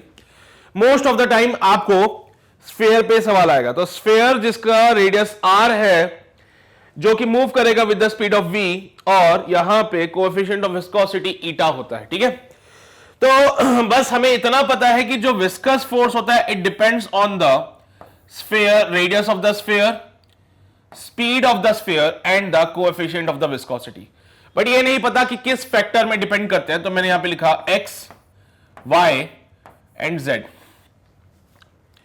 बेटा जी, प्रोपोर्शनलिटी का साइन हटाया तो एक डायमेंशनलेस कांस्टेंट हमने लगाया, r का पावर x, v का पावर y एंड ईटा का पावर z। f यहां पे विस्कस फोर्स है, x y z की वैल्यू। देखो डेरिवेशन वैसा वाला नहीं है, बट डायमेंशनल एनालिसिस से सारी बातें प्रूव की गई है कि जो विस्कस फोर्स का फॉर्मूला है वो 6 पाई ईटा rvt है, ठीक है। तो यहां से अगर मैं फोर्स के डायमेंशन की बात करूं, सो it is given bye ml t minus का 2 शुड बी इक्वल्स टू, बेटा k is a dimensionless constant, 1 लिख दिया, r is the radius, radius का डायमेंशन हो गया l का power x, v is the velocity, velocity का डायमेंशनल फॉर्मूला होता है lt माइनस 1 का power y, and eta is the coefficient of viscosity. अब इसका क्या डायमेंशनल फॉर्मूला होगा ये कैसे पता लगाए? कोएफिशिएंट ऑफ विस्कोसिटी का डायमेंशनल फॉर्मूला कहां से निकालें साहब, यह समस्या वाली बात है। तो इसके लिए आपने एक फॉर्मूला पढ़ा था, इसमें eta a dv by dz पढ़ा था। तो यहां पे ml t-2 equals to eta into l square dot, बेटा वेलोसिटी के लिए एल टी माइनस का 1 अपॉन एल। बोलो फोर्स का dimension dimensional formula mlt-2, eta को एज इट इज लिखा, एरिया बोले तो साइड का स्क्वायर, साइड बोले तो लेंथ का square, dv is the change in velocity, अरे वेलोसिटी का डायमेंशनल फॉर्मूला lt-1, और dz चेंज इन पोजीशन, तो पोजीशन का डायमेंशनल फॉर्मूला। L से L खत्म हो गया, एक L से एक L भी खत्म हो जाएगा। So mt-2 is equal to eta lt-1। So eta बनेगा ml inverse t-1। This is the dimensional formula for the coefficient of viscosity. ये -1 इधर आएगा, ऊपर जाएगा प्लस का 1, -2 प्लस का 1 -1 होता है, L इधर आएगा ऊपर जाएगा और L -1 हो जाएगा। So basically this is the dimensional formula for the coefficient of viscosity, ये आप साइड में लिख लेना। So coefficient of viscosity की जगह m l-1 t-1 का पावर z। So यहां से लिखा जाएगा mlt-2 should be equals to, बेटा जी कितना बनेगा, m का पावर z, l का power x plus y minus z, x plus y minus z, and t का पावर माइनस का y माइनस का z। m का पावर z, l का पावर x, l का पावर y, l का power minus z, तो x plus y minus का z, t का पावर माइनस y, t का पावर माइनस z, तो माइनस y माइनस z। बेटा जी on comparing both sides, on comparing both side, मैं अलग pen से लिखता हूं, कंपेयरिंग बोथ साइड्स, हमें क्या मिलने वाला है, यहां पे देखो z इज इक्वल्स टू, यहां पे m की पावर कंपेयर कीजिए, m की पावर कंपेयर करने पे z is equals to 1।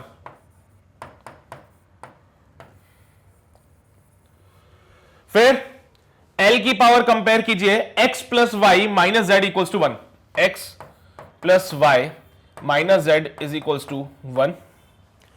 t का कंपेयर करते हैं, minus y minus z equals to minus का 2। देखो t का पावर कंपेयर किया, minus y minus z equals to minus का 2, सो माइनस का वाई माइनस का जेड इक्वल्स टू माइनस का 2, so Y plus z is equals to 2, Z का value 1 है, so Y plus 1 is equals to 2 and the y1 comes out be again 1। z का value कितना 1 था, मैंने यहां पे पुट कर दिया z की जगह 1, तो y का वैल्यू भी 1 आ रहा है, x z का वैल्यू 1 है, y का वैल्यू 1 है, तो y माइनस z 1 हो जाएगा और यहां से x का वैल्यू बनेगा 1। तो चलिए भाई इसको लिजल के पुट करते हैं इस वाले फॉर्मूले में, x y z की वैल्यूज यहां पे लिख जाके रख दीजिए, तो the formula comes out be f is equals to k r का पावर 1 v का पावर 1 एंड ईटा का पावर 1, तो f equals to k eta r v। Clear है ये बातें? नाउ यहां पे देखो डायमेंशनल एनालिसिस की एक समस्या है कि वो कांस्टेंट्स को कभी नहीं बता पाता, तो k की जगह कुछ वैल्यू आनी चाहिए थी। ये एक ड्रॉबैक होता है बेटा डायमेंशनल एनालिसिस का, कि वो कभी भी आपको न्यूमेरिकल वैल्यूज के डायमेंशन नहीं बता सकता, क्योंकि उनके डायमेंशन होते ही नहीं है। तो जब भी न्यूमेरिकल वैल्यू आएगी उसके बारे में अनजान रहेगा। तो ये k क्या था, k is a dimensionless constant. k क्या होना चाहिए बेटा, it should be a dimensionless constant. So k हमेशा एक डायमेंशनलेस कांस्टेंट होगा बेटा जी। k का वैल्यू देखो मैंने यहां पे 1 लिखा था, k का डायमेंशन मैंने 1 लिखा था, यानी कि इसका डायमेंशन होगा m0 l0 t0, m0 l0 t0, जिसको कि फर्दर आप 1 लिख सकते थे। सो k की जगह कुछ कांस्टेंट होना चाहिए, न्यूमेरिकल वैल्यू होनी चाहिए, जिसको कि मैं नेक्स्ट पेज पे कर रहा हूं। तो f इक्वल्स टू, ध्यान से देखना, k eta r into v, तो f इज इक्वल्स टू, बेटा k की जगह 6 पाई लिखना, eta r into v, this is the formula for the viscous force. और ये विस्कस फोर्स डिफाइन किया गया only for the sphere having radius r, having radius r. R radius का कोई स्फीयर है जिसके लिए ये विस्कस फोर्स का फॉर्मूला डिफाइन किया गया है, तो इस बात का थोड़ा सा ध्यान रखिएगा। 6 pi eta are V, this is the viscous force, और जो कि डिफाइन किया गया फॉर द स्फीयर, है ना। हाँ, बस इतनी सी बात। तो मैं भी यही कहना चाहता हूं तुम लोगों से कि भाई एग्जैक्ट डेरिवेशन या फिर एग्जैक्ट प्रूफ तो भी कहीं नहीं है, ठीक है, चल रहा है इस पे काम। लेकिन हां, एक तरीका, एक ऑल्टरनेट हमने निकाला ये जानने के लिए क्या ये फॉर्मूला सही में वही बनता है कि नहीं बनता है। तो उसके लिए हमने डायमेंशनल एनालिसिस की मदद ली। ये बात हमें पता चल गई कि जो भी विस्कस फोर्स आप डिफाइन करने वाले हो वो किन फैक्टर्स पे डिपेंड करता था। जो भी विस्कस फोर्स आप फाइंड करने वाले हो वो किन फैक्टर्स पे डिपेंड करता है, ये हमें पता चला। पर वो डिपेंडेंसी किस टाइप की है वो निकालना हम अच्छे से जानते हैं by using the dimensional analysis. क्या कहीं ऐसा तो नहीं आर का स्क्वायर आ रहा हो, क्या कहीं ऐसा तो नहीं वेलोसिटी का क्यूब आ रहा हो, कहीं ऐसा तो नहीं कोएफिशिएंट ऑफ विस्कोसिटी की पावर 1/2 यानी अंडर रूट में आ रही हो, है ना। तो वो चीज हमने फाइंड करी और पता चला एक्स वाई जेड तीनों 1 आ रहे हैं, तो रिलेशन बेसिकली ये बन रहा है। पर क्योंकि डायमेंशनल एनालिसिस की एक दिक्कत है कि वो किसी भी न्यूमेरिकल वैल्यू के डायमेंशंस को नहीं बता सकता, और बताएगा भी कैसे। वो जब डायमेंशनलेस होते तो उनके बारे में बता ही नहीं सकता। तो फर्दर हमने कुछ और एक्सपेरिमेंट्स करे और पता किया कि के की जगह क्या आ सकता है, और पता चला साहब के की जगह 6 पाई आएगा। पता चला के की जगह क्या आएगा, 6 पाई। तो इस 6 पाई को उठा के हमने इक्वेशन में पुट करा, तो हमें ये वाली इक्वेशन मिली। This is the viscous force, किसके लिए, अगर कोई भी ऑब्जेक्ट फ्लूइड के अंदर मूव कर रहा है, ठीक है। तो बेसिकली ऑब्जेक्ट क्या होगा यहां पे, ऑब्जेक्ट क्या होगा, sphere having the radius of r. तो यहां पे ये फ्लूइड है बेटा, यहां पे कोई फ्लूइड है, और इस फ्लूइड के अंदर अगर कोई ऑब्जेक्ट मूव कर रहा है with the velocity of v, then it experiences the viscous force which is given by 6 pi eta are v. कोई भी ऑब्जेक्ट कौन सा होगा, स्फीयर जिसका रेडियस आर है, if it is moving in a fluid then it experiences a viscous force which is given by that formula, जो कि हमें स्टोक्स अंकल ने बताया था। क्या ये बात क्लियर है सभी को? क्या किसी प्रकार की समस्या परेशानी तो नहीं है? बढ़िया चल रही है कहानी, पक्का ना? अभी मैं टर्मिनल वेलोसिटी पे भी आ रहा हूं, यहां से अभी मैं टर्मिनल वेलोसिटी पे भी आऊंगा, है ना। तो calculation of the terminal velocity यहीं से करेंगे भी हम लोग। बट बोलो क्या यहां तक सारी बातें समझते हो? ठीक है, पक्का है। अब आ जाओ टर्मिनल वेलोसिटी कैलकुलेट करते आओ यहां से टर्मिनल वेलोसिटी को कैलकुलेट करते हैं।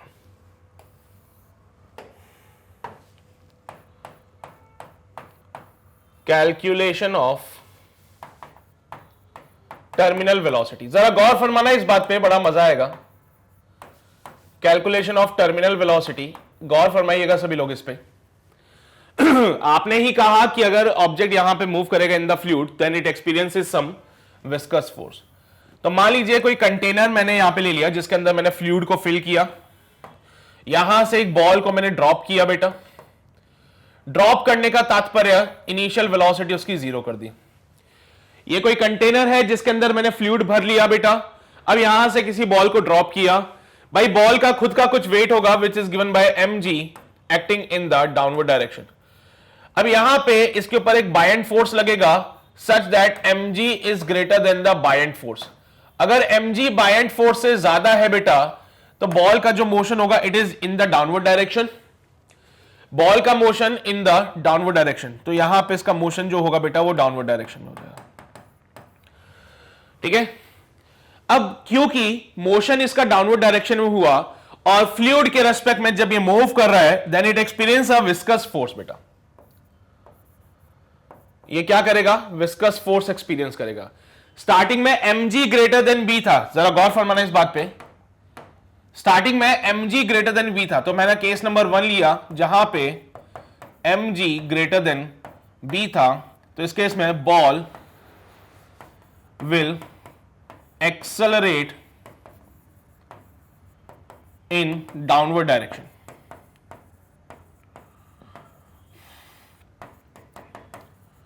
बॉल जो है वो एक्सेलरेट करेगी इन द डाउनवर्ड डायरेक्शन, ठीक है। अब जब ये बॉल एक्सेलरेट कर रही थी डाउनवर्ड डायरेक्शन में, then here comes the viscous force, यहां पे लगने लगा विस्कस फोर्स। मान लो यहां पे बॉल पहुंची, mg acting in the downward direction, buoyant force इस पे लगा और साथ ही साथ इंट्रोडक्शन हुआ यहां पे किसका, विस्कस फोर्स का। कुछ समय के बाद बॉल समझ लो बेटा यहां पे पहुंच गई, पहले तो विस्कस फोर्स नहीं था बट यहां पे विस्कस फोर्स लगा। ये विस्कस फोर्स डिपेंड करता है वेलोसिटी पे, ये विस्कस फोर्स डिपेंड करता है वेलोसिटी पे, क्योंकि कोएफिशिएंट ऑफ विस्कोसिटी कांस्टेंट है, radius of the ball constant है। तो एक्सेलरेट करने की वजह से उसकी वेलोसिटी इंक्रीज हो रही है बेटा, एक्सेलरेशन करने की वजह से उसकी वेलोसिटी इंक्रीज हो रही है। तो जब ये विस्कस फोर्स आया जिसमें वेलोसिटी इंक्रीज हो रही थी, तो विस्कस फोर्स भी इंक्रीज होने लगा। पहले क्या था, mg greater than the buoyant force, और साहब if mg is greater than the buoyant force, तो उस केस में क्या होगा, ball will accelerate in the downward direction. भाई जब बॉल नीचे जा रही है तो विस्कस फोर्स ऊपर लगा, और ये विस्कस फोर्स डिपेंड करता है वेलोसिटी पे।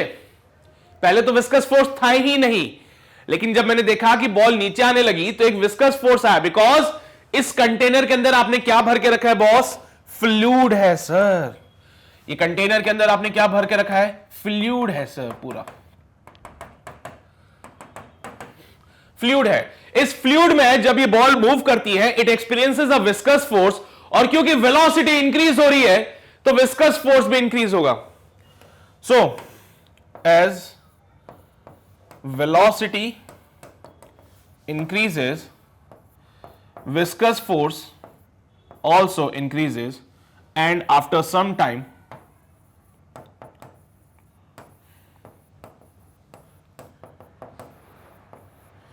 velocity becomes constant,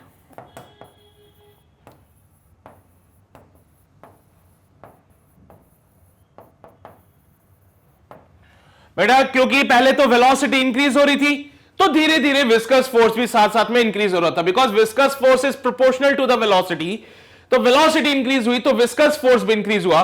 लेकिन कुछ समय के बाद मैं क्या देखता हूं कि velocity becomes constant as the viscous force plus buoyant force will become equal to the mg। मैंने देखा कि कुछ समय के बाद वेलोसिटी कांस्टेंट हो गई, क्योंकि विस्कस फोर्स इंक्रीज हो रहा था, और इंक्रीज होते होते होते होते एक ऐसा टाइम आया जब viscous force plus buoyant force mg के बराबर हो गए। उस केस में यहां पे एक्सेलरेशन 0 हो जाएगा और वेलोसिटी कांस्टेंट हो जाएगी, और इसी कांस्टेंट वेलोसिटी को हमने नाम दिया टर्मिनल वेलोसिटी। इसी कांस्टेंट वेलोसिटी को हमने नाम दिया बेटा टर्मिनल वेलोसिटी। तो vt बेसिकली डिनोट करेगा टर्मिनल वेलोसिटी को। vt बेसिकली डिनोट करेगा किसको, टर्मिनल वेलोसिटी को। मेरी बात समझ रहे होंगे शायद आप लोग। तो वेलोसिटी जैसे जैसे इंक्रीज होने लगा, विस्कस फोर्स भी इंक्रीज होने लगा। विस्कस फोर्स इंक्रीज होते होते एक ऐसा टाइम आया जब ये विस्कस फोर्स, ये बायएंड फोर्स और mg तीनों बराबर हो गए। भाई जैसे ही तीनों बराबर हुए एक्सेलरेशन 0 हो गया। क्यों, क्योंकि भाई अब नेट फोर्स 0 हो गया ना। अरे नेट फोर्स 0 नहीं हुआ क्या, जितना फोर्स ऊपर लग रहा है उतना फोर्स नीचे लग रहा है। नेट फोर्स 0 हो गया, मोशन कर रहा था। नेट फोर्स 0 हो गया, मोशन कर रहा था। इक्विलिब्रियम रुकेगा नहीं, जितनी स्पीड थी उतनी स्पीड से चलता रहेगा। वेलोसिटी कांस्टेंट होगी, इसी को हम टर्मिनल वेलोसिटी कहते हैं। So now let's find the terminal velocity. Now let's find the terminal velocity. तो आओ इसको अगले पेज पे करते हैं। Fv प्लस बी बराबर हो जाएगा mg के, अभी बोला 6 पाई ईटा आर, और यहां पे टर्मिनल वेलोसिटी प्लस का बेटा बायएंड फोर्स कितना होता है, रो जी इंटू वॉल्यूम जो कि इमर्स्ड है, वॉल्यूम जो कि डूबा हुआ है, वॉल्यूम ऑफ द ऑब्जेक्ट जो पानी में डूबा है। सर वो तो कंप्लीट वॉल्यूम है। मास को लिखते हैं density of the material into volume of the body into g. सही बात है, सही बात है, कुछ गलत तो नहीं है इसमें, पक्का। चलिए, here body is completely immersed in the liquid. Here the body is completely immersed in liquid. Therefore, so volume of the immersed, देख लेना है स्पेलिंग में कुछ गलती की हो तो, it will be complete volume. V immersed V के बराबर हो जाएगा.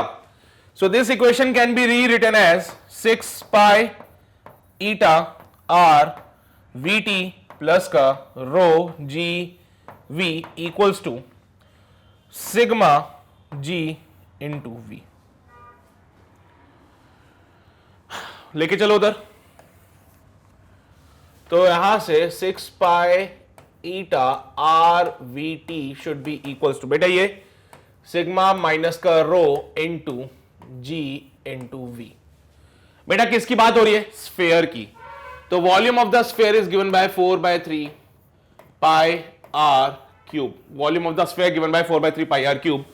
तो 6 pi eta r into terminal velocity equals to sigma minus का rho into g multiply by 4/3 pi r cube. भाई क्या क्या कट रहा है? पाई से पाई, एक आर से यहां पे ये आर स्क्वायर बन जाएगा, और 2 3 6, 2 2 4. तो 3 eta into terminal velocity is given by 2/3 sigma minus का रो इंटू आर स्क्वायर. तो the terminal velocity is given by 2/9 eta sigma minus का rho multiply by r square. This is the formula for the terminal velocity. टी clear रहेगा बेटा? Terminal velocity की बातें करें, so the terminal velocity is given by, कितना बना ये फॉर्मूला? तुम्हारे आंखों के सामने है सारी बातें, देख लो भाई. कोई समस्या परेशानी किसी प्रकार की अगर आए तो ठीक है. तो क्या हुआ भाई? ये 3 नीचे आ गया, so 2/9 sigma minus rho r square by eta, r square by eta, eta नीचे आएगा. So this is the formula for the terminal velocity. मेरी बातें समझ आ रही होगी धीरे धीरे. विस्कस फोर्स तक तो कहानी क्लियर चल रही थी बड़ी अपनी, कोई समस्या ही नहीं थी. स्टोक्स अंकल ने हमें कुछ बातें बता दी थी, बाकी की बातें हमने खुद से समझ ली. समझने के बाद हमने क्या किया? विस्कस फोर्स का एक फॉर्मूला डिफाइन कर दिया. विस्कस फोर्स के फॉर्मूले को डिफाइन करने के बाद हमने बोला कि ये किसके लिए डिफाइन किया था? स्फेयर के लिए, जिसका रेडियस आ रहा है. हमारे सिलेबस में वही है, क्योंकि इसके अलावा कोई और ऑब्जेक्ट आएगा तो नहीं आएगा. पहली बात तो आएगा ही नहीं, ठीक है, क्योंकि आपके सिलेबस में स्फेयर ही है, तो सवाल आपके most of the time sphere पे ही बनने वाले. लेकिन अगर आ भी जाए तो क्या फर्क पड़ता है, हम डिफाइन कर देंगे आगे, फिर उसके एरिया के हिसाब से उसको डिफाइन कर देंगे, ठीक है, डायमेंशन जो भी होंगे. फिर इसके बाद टर्मिनल वेलोसिटी कैलकुलेट करने चले हम लोग. तो हमने बोला कि यार ये कोई कंटेनर है जिसके अंदर हमने फ्लूइड भर के रखा हुआ था, और अब हमने क्या किया? इस कंटेनर के अंदर एक बॉल को छोड़ दिया जिसका रेडियस था कितना? r. तो क्या हुआ कि जैसे बॉल को हमने छोड़ा तो इस पे लगा वेट और एक लगा बायंट फोर्स, क्योंकि फ्लूइड के अंदर है भाई. इनिशियली वेलोसिटी 0 थी, वेलोसिटी 0 होने की वजह से कोई भी विस्कस फोर्स नहीं था. विस्कस फोर्स वेलोसिटी पे डिपेंड करता है भाई. विस्कस फोर्स वेलोसिटी पे डिपेंड करेगा, और इनिशियली जैसे ही आपने ड्रॉप किया, ड्रॉप करने की वजह से इनिशियल वेलोसिटी विल बी 0, तो विस्कस फोर्स 0 हो गया, और यहां पे अब ये बॉल नीचे आने लगी. पहला case mg greater than b था. Ball will accelerate in the downward direction. Accelerate, velocity increase हुई. बॉल एक्सेलरेट करी डाउनवर्ड डायरेक्शन में, वेलोसिटी धीरे धीरे इंक्रीज होने लगी. जैसे जैसे वेलोसिटी इंक्रीज होने लगी, विस्कस फोर्स भी आया और इंक्रीज होने लगा. तो as the velocity increases, the viscous force increases. So after some time, velocity will become constant. क्यों? ये क्या हुआ? अभी तो इंक्रीज कर रही थी, अभी कांस्टेंट क्यों हो गई? क्योंकि विस्कस फोर्स आ गया ना. अब वेलोसिटी आई, विस्कस फोर्स आया. वेलोसिटी इंक्रीज हुई, विस्कस फोर्स इंक्रीज हुआ, और एक समय ऐसा आया जब ये विस्कस फोर्स और बायंट फोर्स दोनों मिलके mg को बैलेंस करने लगे. ये विस्कस फोर्स और ये बायंट फोर्स दोनों मिलके mg को बैलेंस करने लगे, तो इसकी वजह से एक्सेलरेशन हो गया 0 और वेलोसिटी हो गई कांस्टेंट, और इसी कांस्टेंट वेलोसिटी को कहते हैं बेटा टर्मिनल वेलोसिटी. एक ऐसा समय आया जब ये viscous force buoyant force mg को बैलेंस करने लगे, उस टाइम पे वेलोसिटी कांस्टेंट हुई. That constant velocity is called as the terminal velocity, और इसको जब हमने फर्दर कैलकुलेट किया then will got this formula 2/9 sigma minus rho. Sigma is the density of the sphere of ball and rho is the density of the fluid.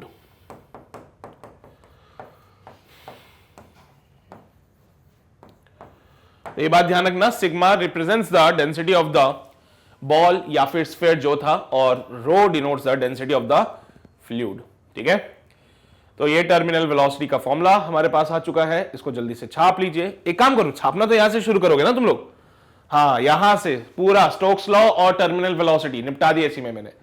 तो इसको note करना शुरू करेंगे. राइट फ्रॉम हियर, जल्दी से छाप लो, जल्दी से छाप लो, छाप लो, छाप लो, छाप लो, छाप लो. और ये सारी बातें नोट कर ली होगी तो इधर आ जाओ. यहां तक आ गए, विस्कस फोर्स का फॉर्मूला निकाल दिया, टर्मिनल वेलोसिटी का फॉर्मूला निकाल दिया, हो गया. फिर यहां पे आ जाओ, जल्दी से इसको लिख लो, फिर आगे बढ़ते हम लोग. छाप लिया सभी ने? पक्का? चलिए भाई, ये सारी बात अरे बता दिया मैंने, वहीं बता दिया, यहां लिखने की जरूरत नहीं है. सारी बातें हो चुकी है, ऑलरेडी कवर कर दिया है मैंने. नाउ रेनॉल्ड्स नंबर के बारे में समझ लेते हैं. बेटा रेनॉल्ड्स नंबर बेसिकली कुछ नहीं है. यहां पे फ्लो के बारे में जानकारी चाहिए कि किस प्रकार का फ्लो हो रहा है, किस नेचर का फ्लो हो रहा है. तो उसको हमने कुछ डायमेंशनलेस नंबर से, numerical values are the dimensionless, तो कुछ न्यूमेरिकल वैल्यूज के बेसिस पे हमने उसको डिफाइन किया और बोला कि भाई अगर रेनॉल्ड्स नंबर की वैल्यू जो है वो इसको स्पेसिफिक नंबर से कम आती है तो इस प्रकार का फ्लो होगा, उस नंबर से ज्यादा होगी तो वैसा फ्लो होगा, वैसा फ्लो. तो type of nature of flow को डिफाइन करने के लिए हमने एक डायमेंशनलेस क्वांटिटी का यूज किया जिसको कि रेनॉल्ड नंबर कहते हैं. जिसको डिफाइन करने के लिए बेटा ये वाला फॉर्मूला उन्होंने बोला गया, एंड उन्होंने कहा the formula for the Reynolds number is given bye rho vd divided by eta. Eta is the coefficient of viscosity. इन्होंने म्यू से डिनोट कर दिया, कोई बात नहीं. देख लो बेटा, रो बोले तो density of the fluid, v बोले तो velocity of the liquid, and d बोले तो डायमीटर ऑफ द ट्यूब. हाँ, d is the diameter of the tube, v is the flow of the liquid, and rho is the density of the fluid. eta या फिर mu से इन्होंने लिख दिया है, तो basically it is the viscosity of the liquid. इन्होंने mu से लिखा है, हमने एन ईटा से लिखा, क्या फर्क पड़ता है साहब? इन्होंने म्यू से लिख दिया कोएफिशिएंट ऑफ विस्कोसिटी को या विस्कोसिटी ऑफ द लिक्विड को, हमने ईटा से लिख दिया, क्या फर्क पड़ता है? ठीक है, ये रेनॉल्ड्स नंबर का फॉर्मूला है. कोई ऐसा वो डेरिवेशन नहीं है, फॉर्मूला याद कर लो, ज्यादा बेटर रहेगा. Rho v d divide by eta, बस खत्म कर दी.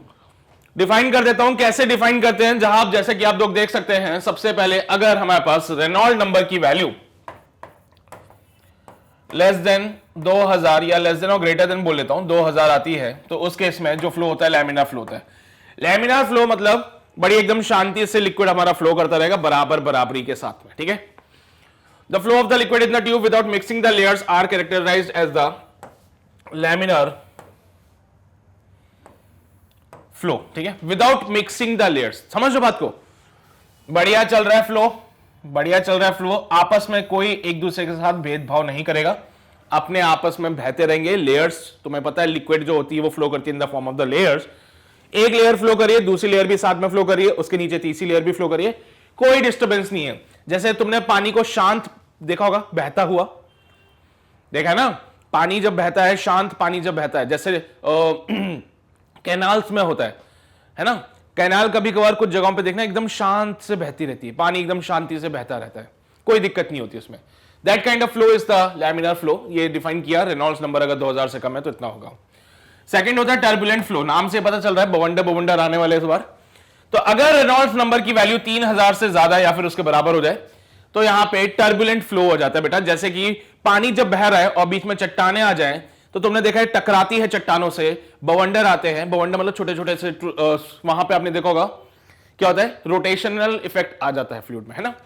तो सच काइंड ऑफ जो फ्लो है वो है हमारा turbulent flow. The flow of the liquid in the tube with intermixing of the layers. हो गए ना इंटरमिक्सिंग, ये फ्लो करने लगा, ये फ्लो करते करते यहां घुस जाएगा, ये फ्लो करते करते यहां चला जाएगा, ये फ्लो करते करते इधर चला जाएगा. Such kind of flow is called as the turbulent flow. Turbulence आ जाता है बेसिकली यहां पर. ठीक है, थर्ड होता है बेटा ट्रांजिएंट फ्लो. बेसिकली ये in between the laminar and the turbulent flow होता है, और ये तब डिफाइन किया जाता है जब रेनॉल्ड्स नंबर की वैल्यू 2000 से 3000 के बीच में होती है। तो आपके लिए जो मेन काम की पड़ेगी वो लैमिनार से काम पड़ेगा या फिर आपका टर्बुलेंट से काम पड़ेगा, जिसमें कि रेनॉल्ड नंबर 2000 से कम या फिर 3000 से ज्यादा हो जाए। लैमिनार में शांति से पानी जो बहता रहता है, जैसे कि तुमने पाइप ली, उधर से नल चालू कर दिया, इधर से पानी बढ़िया शांति से फ्लो होता रह रहा है, कोई दिक्कत नहीं आएगी उसमें। That kind of flow is the laminar. लेकिन आपने क्या किया, नहीं सर हम थोड़ा कुछ अलग करेंगे, नल चालू किया, वहां से पाइप में यहां पे हाथ लगा दिया, छोड़ दिया, है ना, जैसे पाइप को दबा दिया, तो उस केस में जो फ्लो हमारे पास आता है, सच kind of flow gives you the turbulent flow. बेटा ये बात क्लियर रहेगी सभी को? ये बात सभी को क्लियर रहेगी क्या? पक्का? रेनॉल्ड्स नंबर में कोई समस्या तो नहीं है? इसके बाद आगे बढ़ते हैं, आगे बढ़ेंगे and will talk about the Poiseuille's equation. बेटा पॉइजलीज इक्वेशन हमसे कहती है कि अगर यहां पे एक ट्यूब है और इसमें से फ्लो हो रहा है such that P2 is greater then P1।